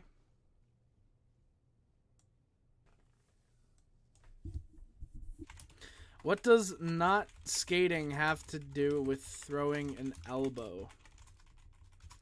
This dude is a fucking loser, Cruz. This dude is a fucking loser. I'm assuming you guys can still see me. I just have to ask because sometimes when stream reconnects, it doesn't actually reconnect, even though it says that we're still live. So I just want to make sure that you guys can still see me. I'm assuming you can. But yeah, Bob's, again, I could not agree more. Deneau was fucking great in those playoffs for the Canadiens. And the refs kind of fucked with us. so yeah. Harry, you should probably hurry it up so your internet... That's true, I probably shouldn't. Yeah, so, alright. So guys, we're gonna get off Galley. We're gonna get off Dano. We're gonna get off all this. I'm gonna get through the game. Of course, if you guys feel free to comment. Don't feel like you need to not comment. Comment all you want. I'll get to them. I'll just try and hurry up answers a little bit. We got to get to the game. So Barzell, I'm gonna go. No, Bobs, you don't gotta go, my guy. Ask any questions you want, my guy. Like I said, I want to hurry it up a little bit just so the Wi-Fi isn't complete shit. But thank you very much for coming by, everybody. Barzell 10 seconds in, yes, an hour and a half, and we're just at the start of the game. Barzell 10 seconds in has a good shot. Montembeau with the save there. Habs try to. Okay, we just dropped frames. I thought we disconnected. We just dropped frames. Montembeau, Cruz completely changed the subject. Oh god, this is really funny. I love that Cruz is being a fucking retard. This is great. Montembeau then makes a great stop on Barzell to follow up on Lee. Great pair of stops there. But it's kind of a turnover, and Barzell just easily makes Barzell with a really solid shot. Monty just with a better stop. No cruise control. Hey, Bobs, I like that. Sons, you're gonna go for the well-being of your phone safety. Hey, well, you know what, Sons? Thank you for coming by, my good sir. I really appreciate it. Again, GG's. It was a great game. Please don't headshot any of the Canadiens' top players on April 11th. You guys can end Crucial Alt F4. Yes, he should. Habs. But Sons, again, April 11th. You guys can go after Galley all you want. Have him fight like 4 times. Do whatever you want to him. Just, yeah. If we're going for Fight Night round 2, just don't make Caulfield or Suzuki or New Hook, because he's probably going to be back at that point. Don't make any of those guys fight, please. I headshotted my air conditioner controller. Yes, you did, Sons. I did see that, dude. I did see that. That was really funny. So yeah, Kandata has a nice 4th line shift. There's some good chips to start a bit of pressure. And there's a clear delay of game. Habs go to the power play. Hudson Fashing. It's in a meeting with Juice WRLD right now. Oh God, Sons. Oh no. But hey, oh yeah, thank you, Sons. I appreciate it, man. Yeah, Hudson Fashing, like I said, is called for the delay of game. Love the cord, dude. Habs, me too, man. Absolutely. Cross check. Caulfield gets cross checked by Scott Mayfield. There's no penalty there. He was a little bit slow to get up. Thankfully, he would be fine, it seems. And the Canadiens score. What a play. So basically how this ends up being, Caulfield's at the left dot, right near the bottom. Pass to the blue line with Matheson. Into the slot for Monahan. Right circle for Slav. The pass right in front. And tipped by Suzuki. It's in the net. It's not like Slav doesn't go for the shot. He passes it to the tip. I got head from some skate in Long Island in the 70s. Does that count? But it could Bobs. Put the cord on the other tab? What do you mean put it on the other tab, Randy? What do you mean, like get it on screen or like get it pulled up? Fantasy doesn't know his place. Learn to skate or do anything for that matter, then talk to me. My guy, I'm sorry, but throwing an elbow does not require you needing to know how to skate.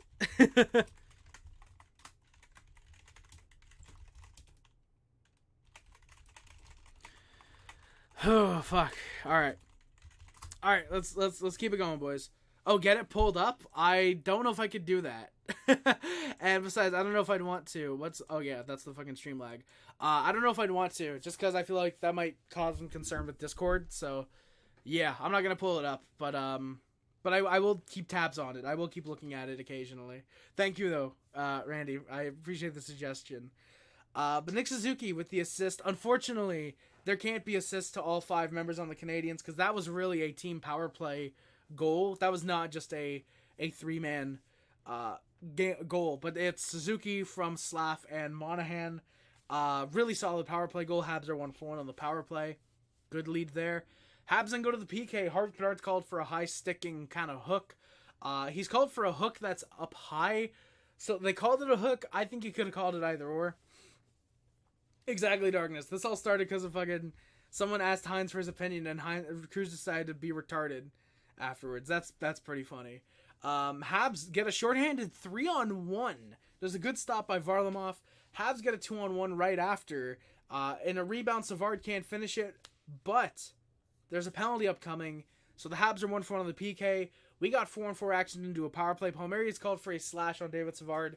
As the commentator said, that's a very, very good penalty. Savard would have had basically a wide open cage. And yeah, just a good penalty. Don't go down 2-0.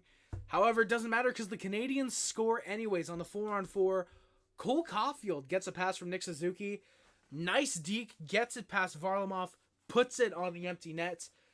Habs lead it 2-0. Cole Caulfield, by the way, in his 8-game point streak now, he extended that. He should have extended that on the first goal, but he now has 6 goals and 11 points. I think it is in his last 8 games.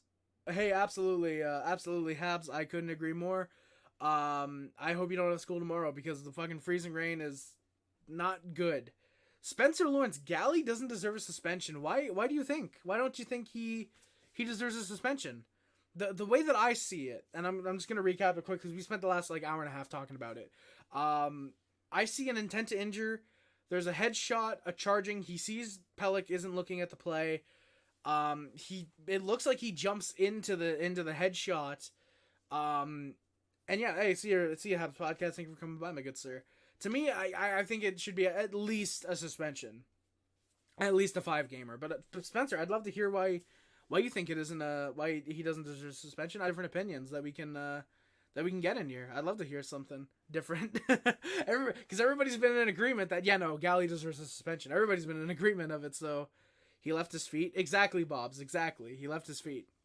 That's one of the criteria. Exactly, Bob's. Like, if he doesn't leave his feet, it's probably lesser, but because he does leave them, that's gonna be bad.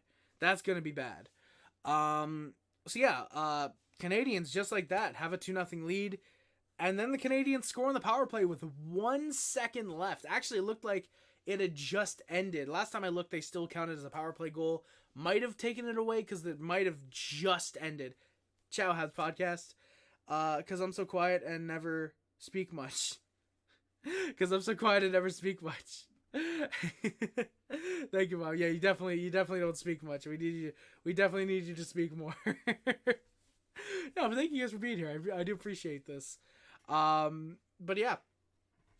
1 second left. Sean Monahan gets a good pass from Matheson, and right in front, it's 3-0 Habs. So basically what happens, that's right off of a not a turnover, but it's just a solid play.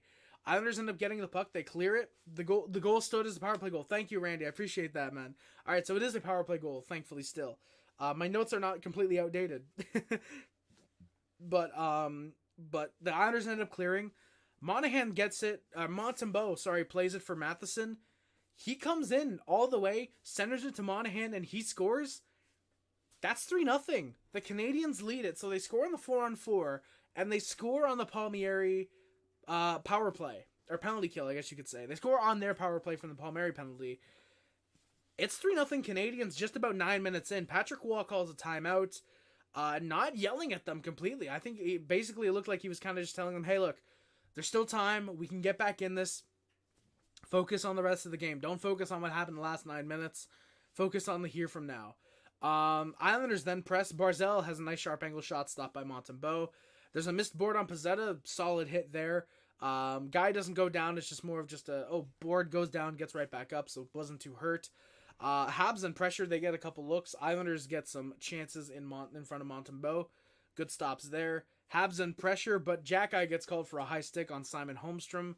That sucks. And then this is where I put it, actually, sorry. I just think he is not a dirty player, so we'll just give him a warning. Spencer, you know what? That's fair. I could maybe see that being the case.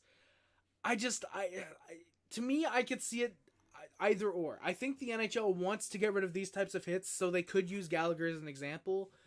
Plus the fact that I think they know Gallagher is a very gritty, on-the-line kind of player. The refs don't favor him much at all, which is, I think, another reason that he immediately got called for the 5 in a game. And at the same time, even though it is his first suspension, but again, I think it's because of everything that went on that play. He leaves his feet. He sees Pelech. He raises the elbow.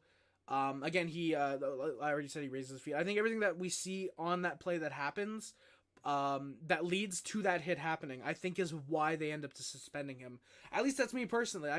we could wake up tomorrow and it's like, oh, Brendan Gallagher's been fined $5,000, or Brendan Gallagher will have an in-person hearing. I think it should be a suspension. Firstly, I think it's a reckless play by Brendan Gallagher, and I think that the NHL, again, is trying to get rid of that stuff.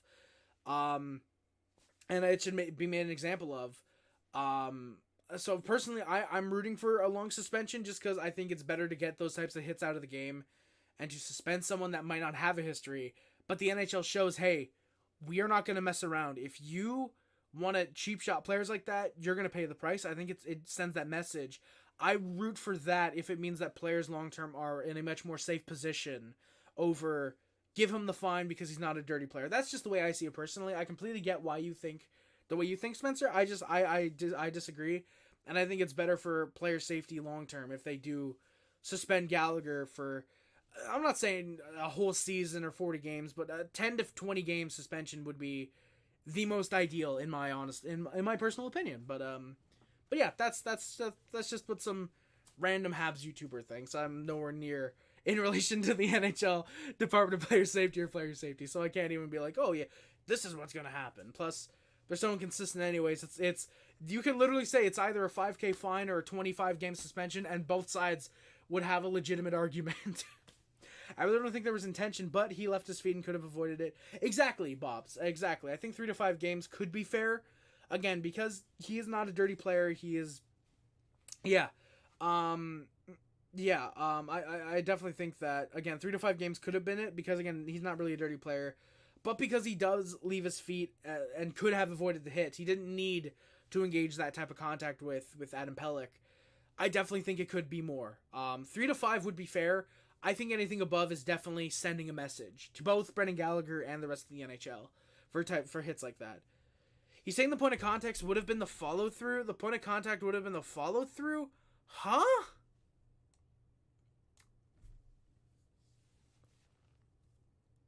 What?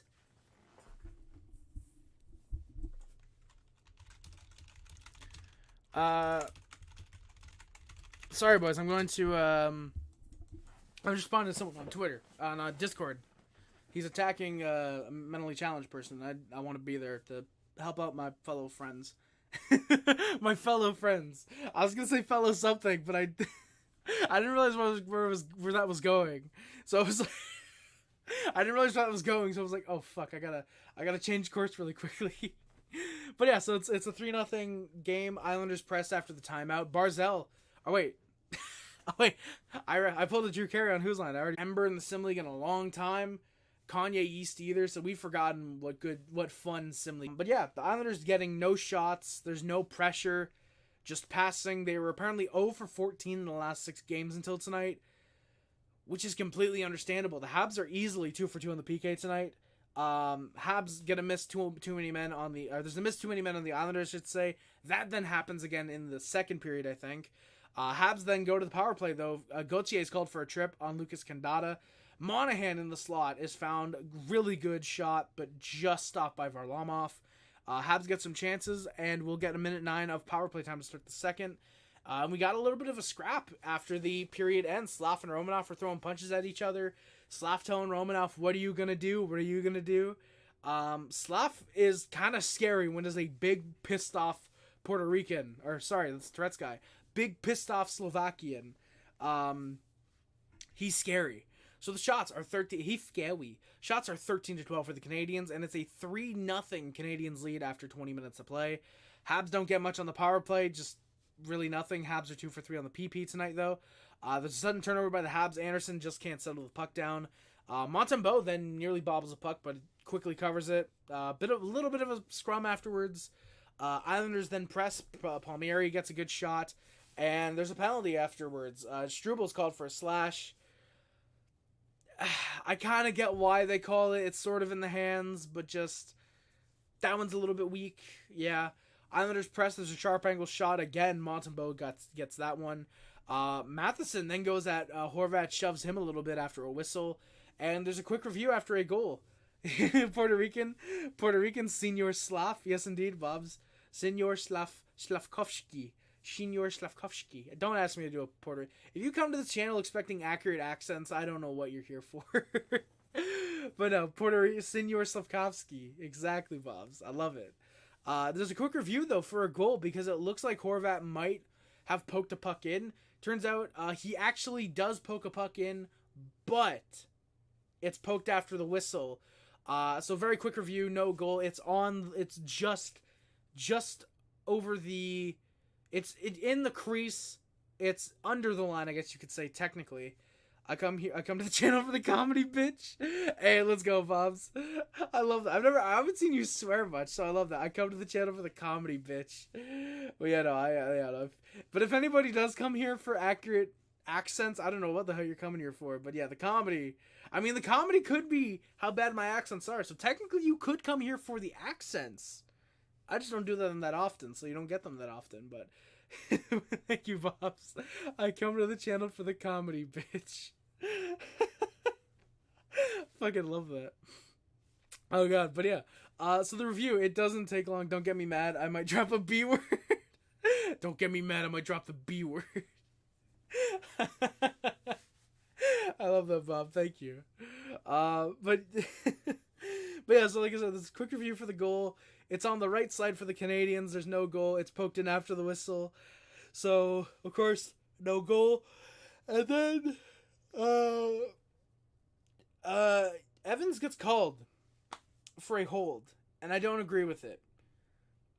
There's an Islander that gets on Evans as he's trying to go for a shorthanded rush. Evans ends up holding the stick because the guy's holding Evans. And it's called a 5-on-3. Evans would have been on our break. That sucks. My mother-in-law used to say fiddlesticks when she was really pissed. Bob, that's both really funny and also really adorable. Your mother-in-law sounds like she was really fun to be around. Fucking fiddlesticks. I love that. Fiddlesticks. Let's go. A little late here. Okay, sorry, Mr. GG. I'll watch that video later, though. Thank you. That's really fun, though, Bob. Thank you. It's adorable. I can imagine it is. He gets pissed. He's like, fiddlesticks. I can imagine that. Hopefully not that deep of a voice, but I can imagine that'd be really fun, though. I can imagine that. So Evans gets called for the whole. By the way, if it seems like I'm kind of brushing over comments a little bit more tonight, like I said, I want to try and get through the game, but I don't mean to. I shouldn't interrupt. Please continue, Bobs. Thank you. I mean, I shouldn't interrupt. Please continue. I love this. And it's 3-1. Bo Horvat puts it home on a cross crease chance on the 5-on-3. Monty almost stops it, actually. He just isn't able to get enough of it, or just isn't able to get it, but he almost does. Habs are now 2 for 3 on the PK. Monahan comes in shorthanded on the 5-on-4. Really solid chance that's stopped by Varlamov. Kovacevic then nice shot block on a Barzal chance. Islanders were losing any kind of puck opportunities that they were getting on net. Habs are 3 for 4 on the PK. Barzal then gets stopped by Montembeault on a one-timer. I might have put double. I think I did, actually. Oops. There's a good turnover by the Habs with Pearson. Struble then gives one up. That actually I can't blame on him. The puck just kind of stops on the ice. It was a very weird moment there. Fashion gets on a break, but Struble's actually able to get back in time. Evans then finally draws a penalty as Kyle McLaren goes to the box for a trip. Habs get some good setup. There's a couple looks as Slavkovsky has a shot that's stopped. Islanders then clear the Habs just then can't get much else. Habs are now 2 for 4 in the power play. Jack Guy then gets called for interference. So there's been a lot of penalties in this period, in this game at this point. Yeah, that one's just undisciplined. That one would, I believe this is the one where I believe it ends up with where Jack Guy gets benched in the third. He apparently got benched. He only played like 11 minutes tonight. So I think this is where he would end up getting benched, was either here or at the start of the third. So I get that. I love Jack Guy, but I completely get the benching. That's a very undisciplined penalty to take, especially when you're up by 2. It's kind of late in the third. Yeah. Hello, are we back? God damn it. I love him. We get freezing rain. All right, so, but yeah, sorry. Jack Guy's called for interference. Savard, great stop with his ass. Looks like the shot still might have gone wide, but it ends up going wide because of the Savard block. Montembeault that makes a nice stop at the side of the net. Near the side of the net. He was on fire tonight. Habs are 4 for 5 on the PK tonight. Caulfield then nearly gets on a break. just isn't able to get it off his skate. Caulfield then has a shot 20 seconds later. Isles tried to get one more in the dying minutes. Monahan has a nice stop off a turnover with seconds to spare. So the shots at the end of 40 minutes are 29-20 for the Canadiens. And it's a 3-1 Habs lead. Why do I feel like that actually meant to be 29-20 for the... No, because they got a lot in the third, actually. Marcus Hunt, how's it going, my good sir? Marcus Hunt, my boy. Let's go. Let's go, baby. Marcus Hunt in the chat. How is it going? Let's go, big guy. Hell yeah. That was weird. That was kind of gay, I feel like. I didn't mean to make that very gay. Hell yeah, Marcus. Big W for sure, dude. I'm assuming you've heard about the Gallagher stuff. I gotta ask, what do you think of that, man? I'm gonna get to the third. We're gonna get to that in a little bit in the recap. But yeah, wasn't that a song or an album by Prince? Freezing Rain. I apologize in advance for that. Well, you know what, Bob? Apology accepted, my guy. Freezing. Where the fuck do you come up with this stuff, my guy? You're good at improv. When I say that, when I just say something, it's like, oh hey, this. I love that. That's great improv, Bob. I hope to learn. Sorry. Sorry, please continue. Harvey Pinard gets hit hard by Clutterbuck at the boards. That's about 3 minutes in. Struble ends up getting dumped. His skate comes close to the head of an Islander. That was a little bit scary. Wait, no, I'm sorry. It's my twisted brain, Bob. I can imagine.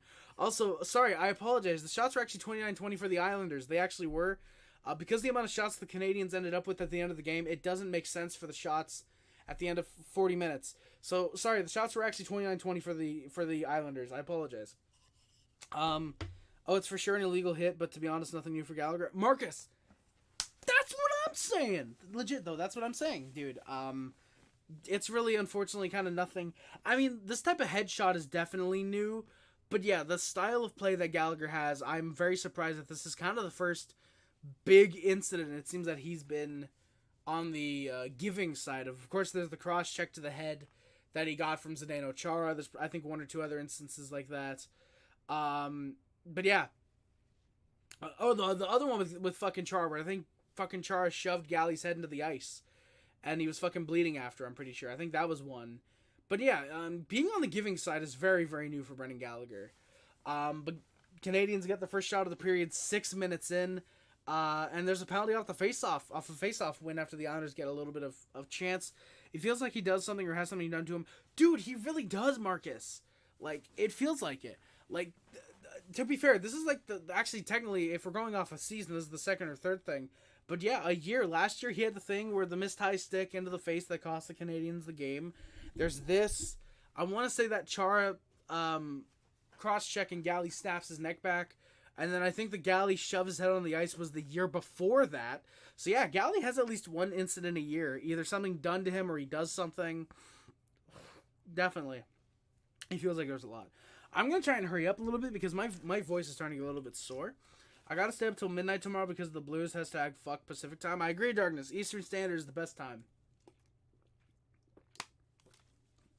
Absolutely. All right. Sorry, boys. All right. There's a power play off of the face-off. Anders Lee is called for interference on Tanner Pearson. Habs try to get some chances, but not really all that much. Good clears for the Islanders. Habs are now 2 for 5 on the power play tonight.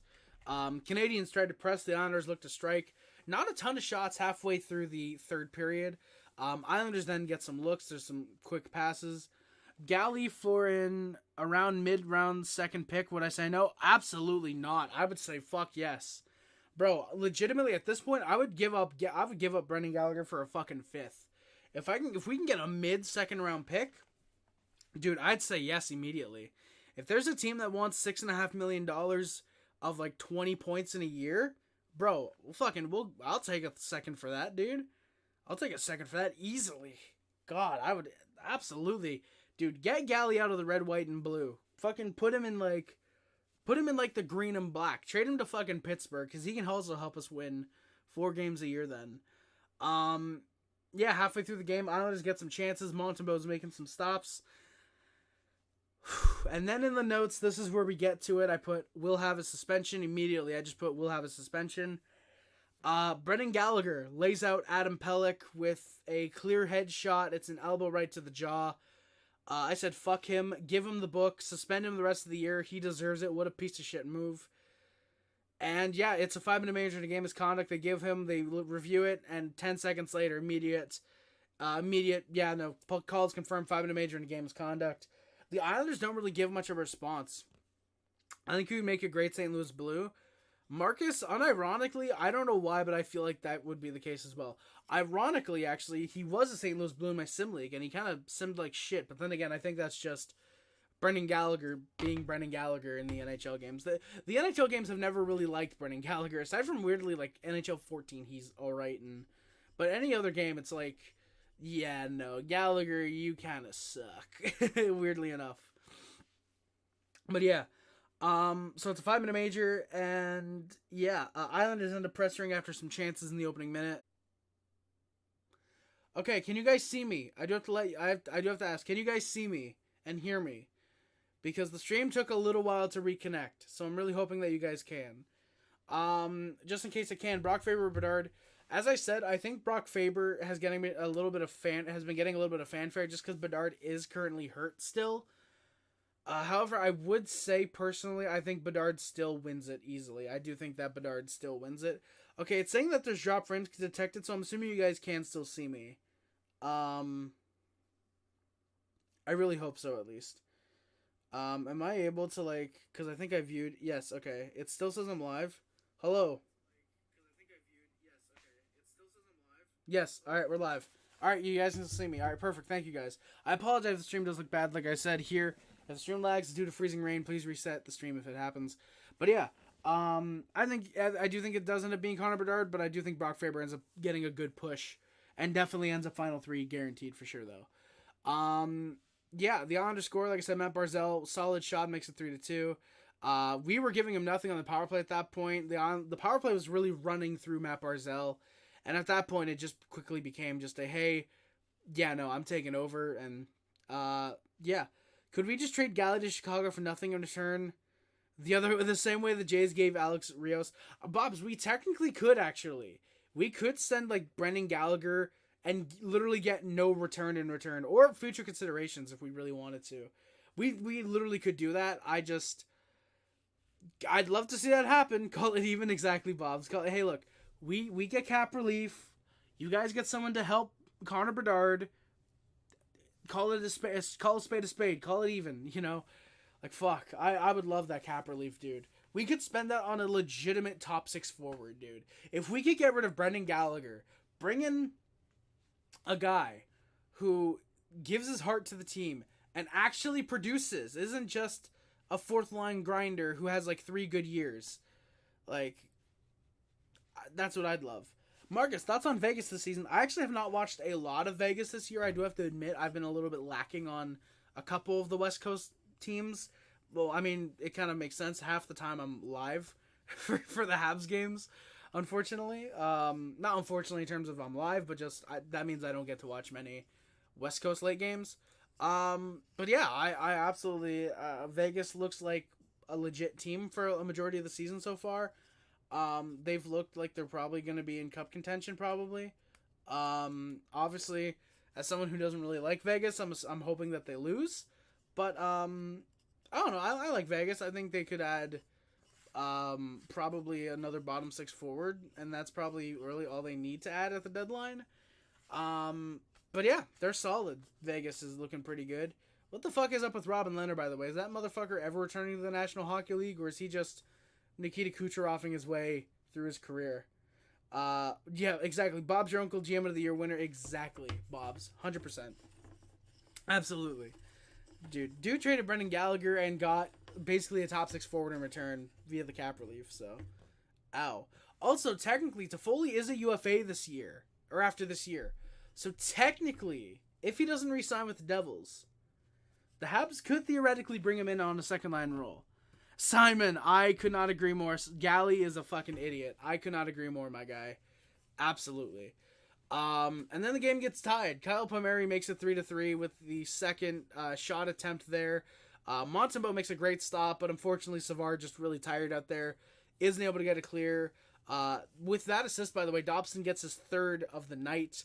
Yeah, he was out for basically the entire 5-minute power play. I think the last 40 seconds he wasn't. From when Kyle Palmieri scored to the rest of that power play, he wasn't on. But yeah, he deserves suspension for sure. Exactly, Simon. We talked about that. I said 5+ at least. There was talk of even 10 to 20 because the NHL might want to set an example because these are the types of hits they want to get rid of. And yeah. Robin Leonard, I think, just forgot he's a hockey player and like got lost. Probably just lives in some casino. Marcus, probably wasn't he like fucking wasn't he like a company he invested in is filing for bankruptcy or something, or like he filed for bankruptcy because of a company or something like that. I mean, you know, it makes sense for a standard Vegas resident. I think half of them go bankrupt. It feels like. Monahan played a solid game. Yes, he did, Simon. Absolutely. He played a really solid game. Also, I like that you said yesterday because we are technically the next day, so I do like that. That is very fun.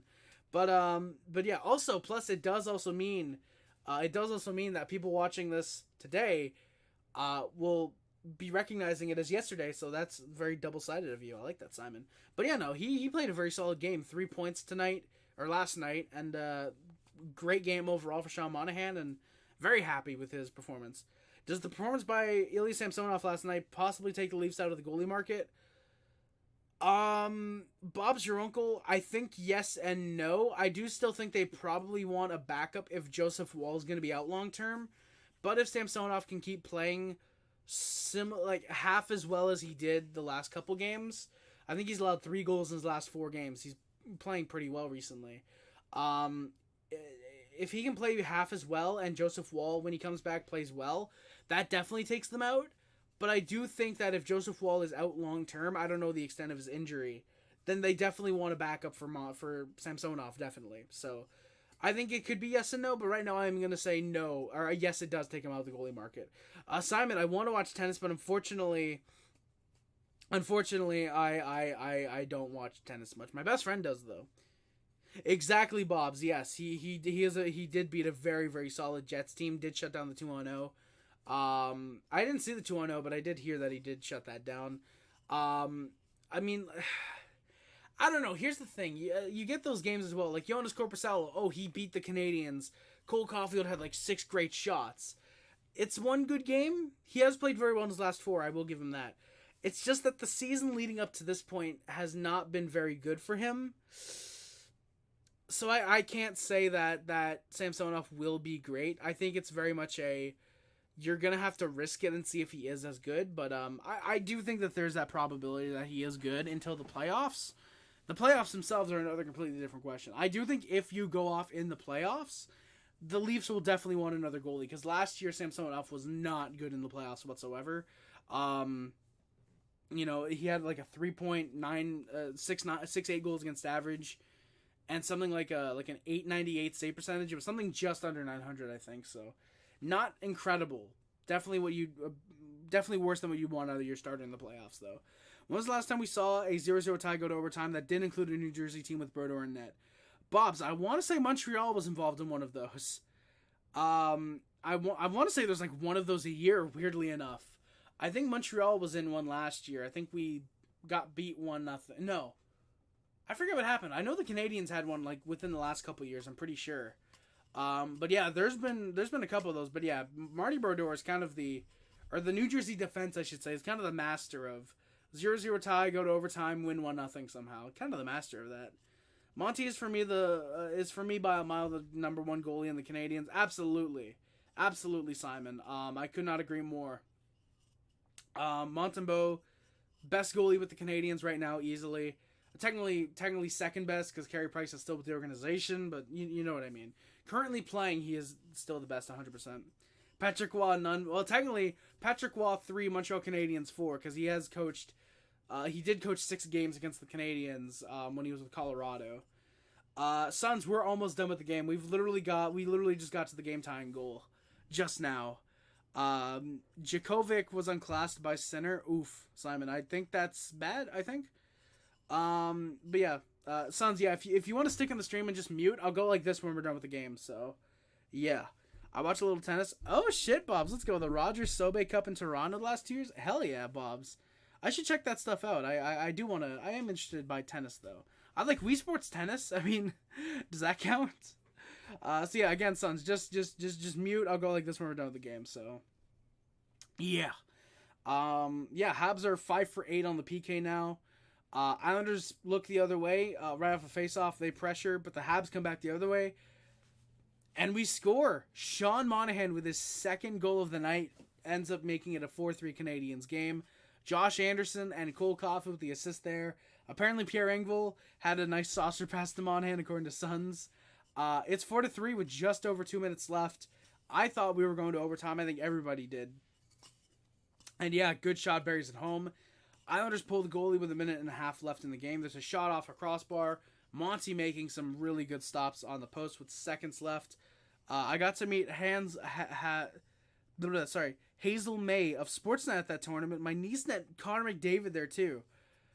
Bobs, that's fucking awesome, dude. Your niece met Connor McDavid and you met Hazel May. I can't say that name for the fucking life of me.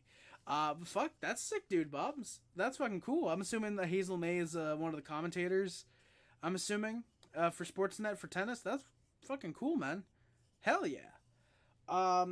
Yeah, the Isles press hard in the final minute and a half. They get, I want to say, 10 shots in the last 2 minutes. It feels like it, genuinely.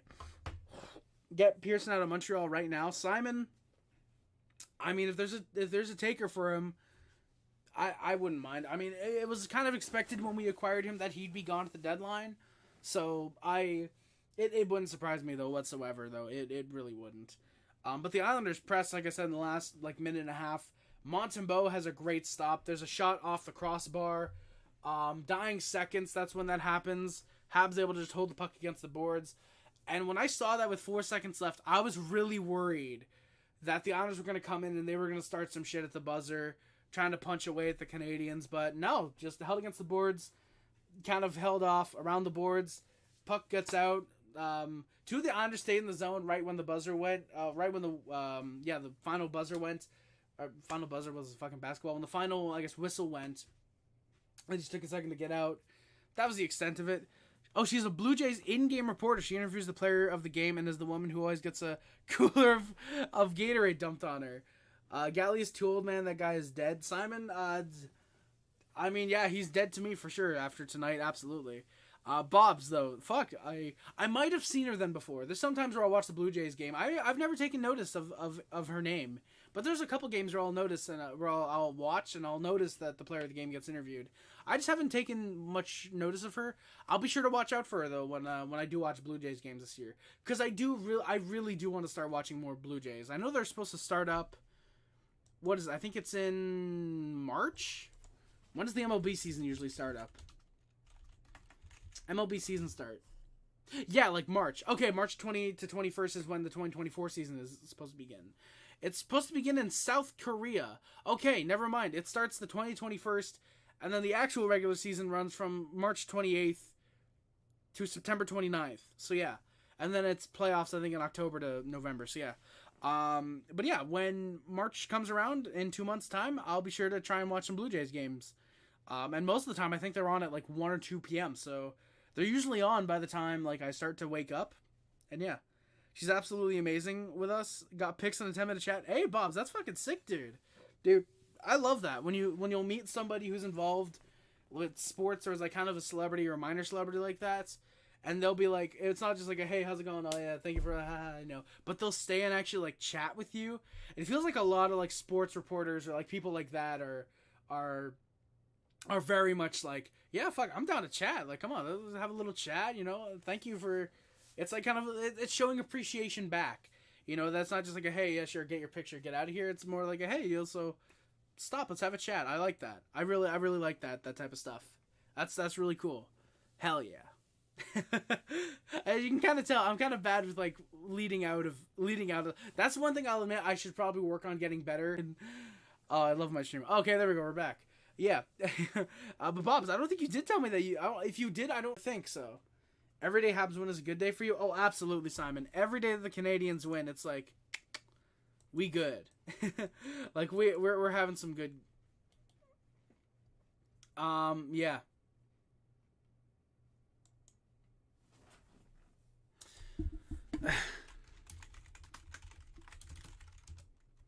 Sorry.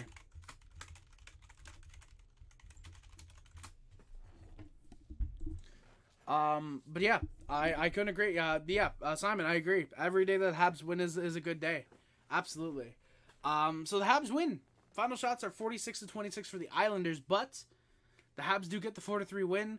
We're going to get right to the stats, and I'm going to get on out here. My throat is really sore. I need to get something to drink, something to eat. And yeah, so yeah, I don't want to feel like I'm just ditching you guys, but yeah, like I said, we've been live for 2 hours. I need to get something. He was very cool. I told him the story of how Bedard played on my nephew's rep team. Again, I hate the fucking heart that gets in the way. And forgot his elbows and jock. My brother lent him his gear. Dude, that's sick, Bobs. I actually don't remember you saying that story then. That's fucking sick, dude. Dude, that's really cool. I wonder if Friedman's ever gonna tell that, like, on the air. Like, oh, a couple years ago, I was talking to some guy on the plane. I was talking to this guy on the plane, and his brother had to lend Connor Bedard some gear. And I was like, I wonder if he's ever gonna tell that on the air. That'd be fucking cool. You gotta imagine. That'd be really funny. That would be some shit, wouldn't it? Like, yo, Friedman told a story that I told him about Connor Bedard on the air. That'd be really cool. Plus, like, people can come back to this stream, or I don't remember. Then Friedman used that in that info. Did he actually? Bob's, no way. Oh my god, so that was probably around September, October, right? Dude, I'm gonna find that. I want to hear that. I want to hear how Friedman tells that story with Bedard. I want to hear that. Elliot Friedman, and immediately Google knows. Bedard. I guess it was a Bedard interview. October 18th, 2023. Would this be it? Yep, spoke about his first week in the NHL. This would be it. Late September, Friedman mentioned me. 32 Thoughts. All right. I got this one from October. Oh, and then there's a 32 Thoughts, the podcast. I'm assuming this is, episodes. So, no, I don't want just being mixed. Give me, I don't want the last handful of episodes. Give me all of them. God damn it. Okay, I'm opening Spotify, apparently. Oh, it's on YouTube, is it? Okay, I'm going to open YouTube right now. I don't care if the stream lags out. This is too fucking cool. I won't watch it on the air, unfortunately. No, I don't want to look up Our House in the Middle of the Street. I listened to that last night. That's one time's good enough. Elliot Friedman, 32 Thoughts. Not 31 Thoughts anymore. 32 Thoughts. I guess I'll just go Bedard interview.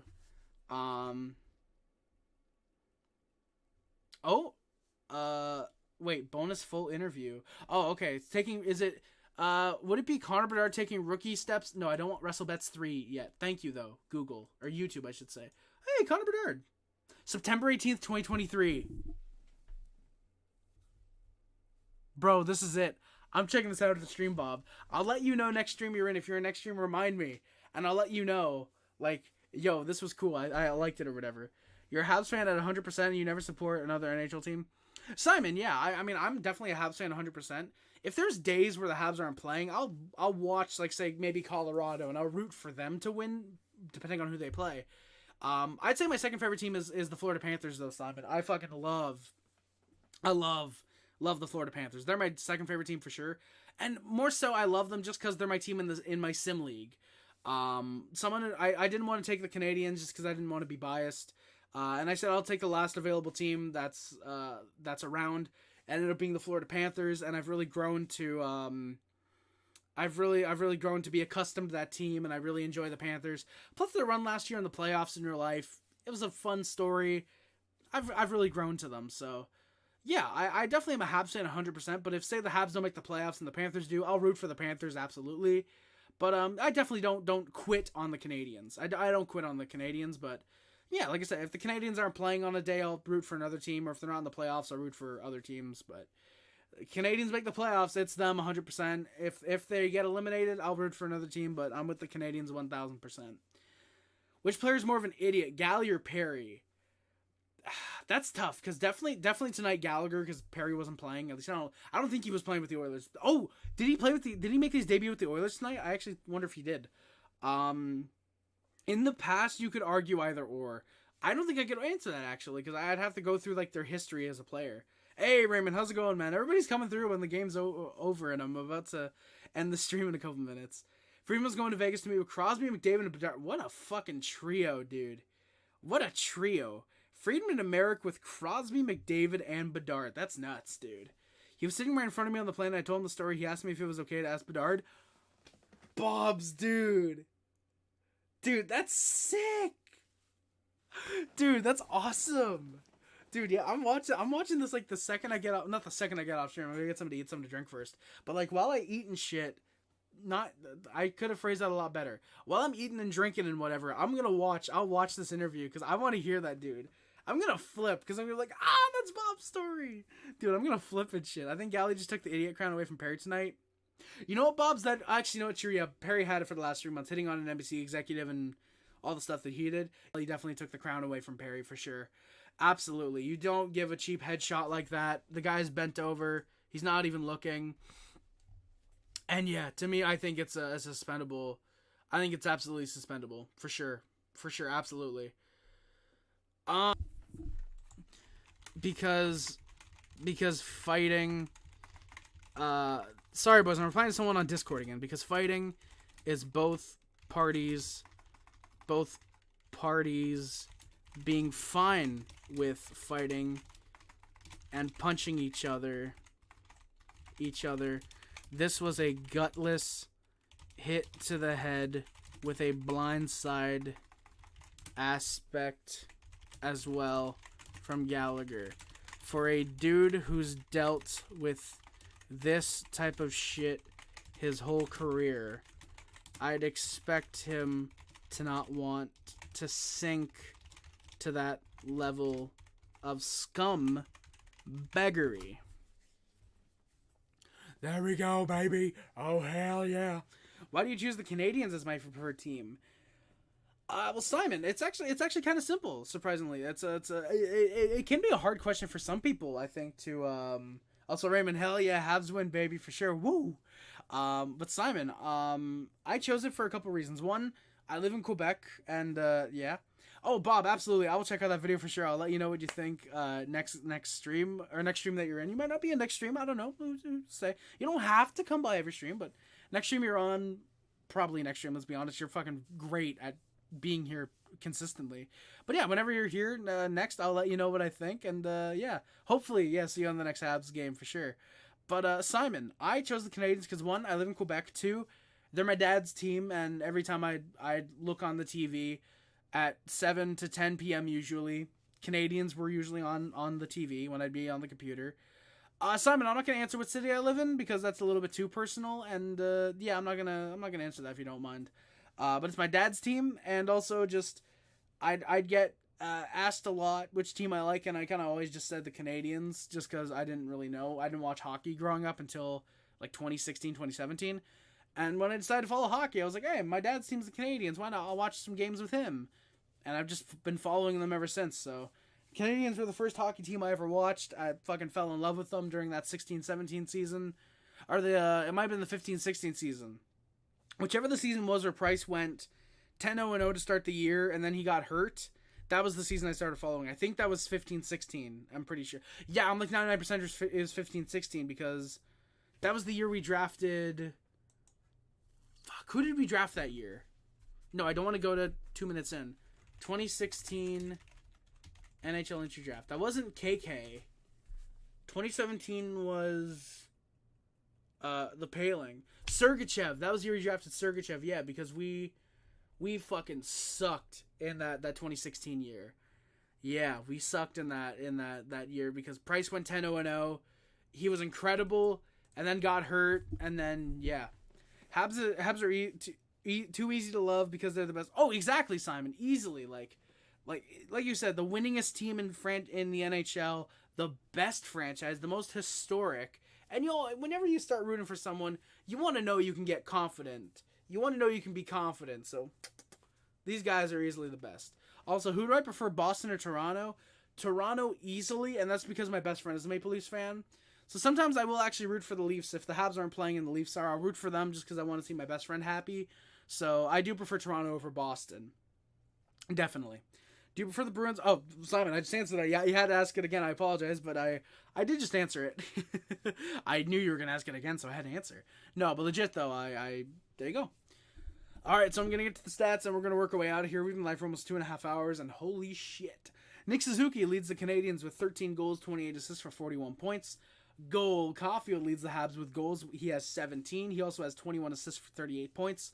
Sean Monahan has 13 goals, 21 assists for 33 points. Mike Matheson's got 7 goals, 26 assists for 33 points. Say it with me now. Remember when he wasn't playing like a top 15 D5 games ago? Yes, me too. Saturday night games are usually busy for me. We'll see. Hey, no problem, Bobs. You don't have to come in. I will probably be live on YouTube at least once during that like 12-day break. So if you come in during one of those streams, you can ask me there. No need to feel stressed potentially over needing to come by Saturday. Again, you don't have to. But hell yeah, you're out. Have a great night. Keep your stick on the ice. Fiddlesticks indeed, Bob. Thank you for coming by, man. Hope to see you again in the future. Have a good one, my good sir. Yuroslavkovsky's got 6 goals, 13 assists, 19 points. Brendan Gallagher, 8 goals, 8 assists for 16 points. Alex Newhook, who should be back in just about a month, and Josh Anderson both have 7 goals, 6 assists, 13 points. Peace out, Bob. Jake Evans, he's got 2 goals, 11 assists for 13 points. Justin Barron, who's currently down in Laval, he's got 6 goals, 6 assists for 12 points. David Savard's got 4 goals, 7 assists, 11 points. Caden Gooley, 3 goals, 8 assists for 11 points. Yoel Armia, 8 goals and assists for 9 points. Michael Pizzetta, 2 goals, 7 assists, 9 points. Jonathan Kovacevic, 6 goals, 2 assists, 8 points. Tanner Pearson, he has 4 goals, 4 assists, 8 points. Also, I just realized I should have been charging my headphones during the last 2 hours. Damn it. I meant to charge them, and then I didn't. I have 2, yes, Simon, yeah, the nice Simon, and then the mean Simon. Exactly, my guy. I mean, to be fair, I think most people are like that. You get them pissed, and they're going to be really pissed, and they're all happy, they're nice to be around. We rebranded the Twitter account. Oh, sorry, Sons, I never meant to do this. I meant to do that. Shit, sorry, Sons. Sons, did you rebrand the Timmy account? Oh, shit, I forgot I had, there we go. I know the English language broadcast, but if you're the play-by-play, you need to be able to pronounce the name Roy. Oh, God.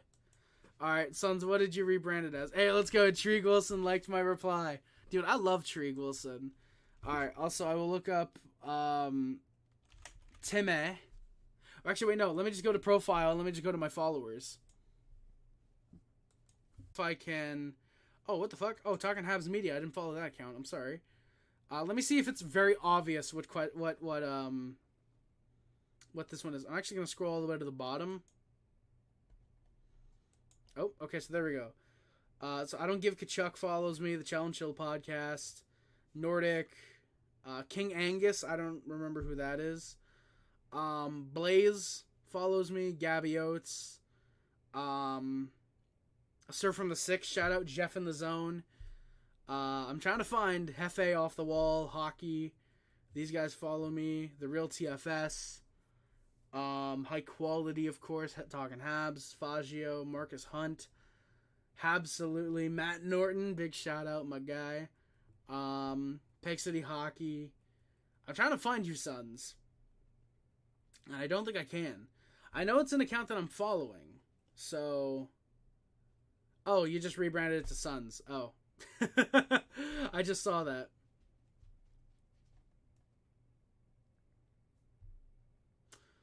Damn.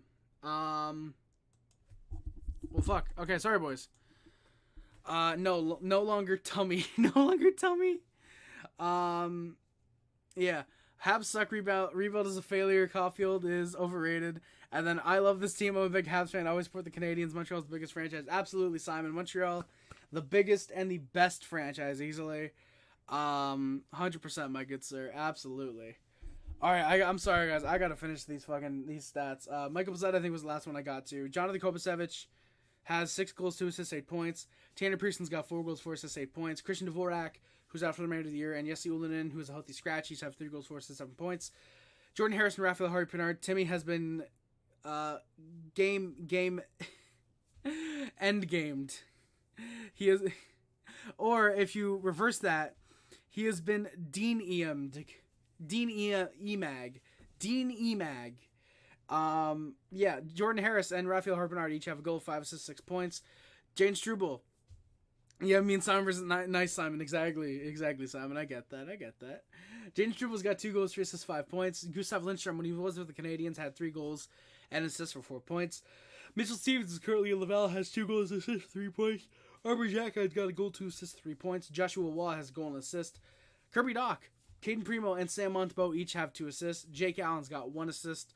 In terms of fights, Michael Pizzetta's got 5. Josh Anderson and Arbor Jack each have 3. Yaroslav Koski, Caden Gooley, Tanner Pearson, and Jaden Struble each have a single fight.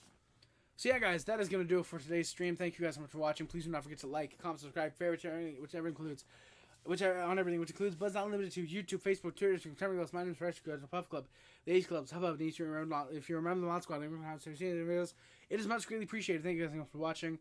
My name is Sir Ice. I don't know, always remember, no matter how bad we were last year, how decent we are like this year. Go Habs, go, baby. Thank you guys so much for watching. My name is Sir Ice. And links in the description are Amazon, the PO Box, PayPal, the Discord, Letterboxd, Piano account, the Green Labs, Twitch, and the Hab Normals podcast are all down there as well. Again, thank you guys for watching. My name is Rice again, and I am out. Love you guys. See you guys. Bye guys. Love you guys. See you guys. Bye guys. Love you guys. See you guys. Bye guys. Kandada, Black Viper. Yes, indeed. I'm sorry, my guy. You came in right at the last second. I'm sorry, Black Viper. Dude, thank you for coming by, though, guys. Love you guys. I'll see you guys in the future. Black Viper, you got like 2.5 hours of stream you can just look back at. I'm sorry, guys. Love you guys.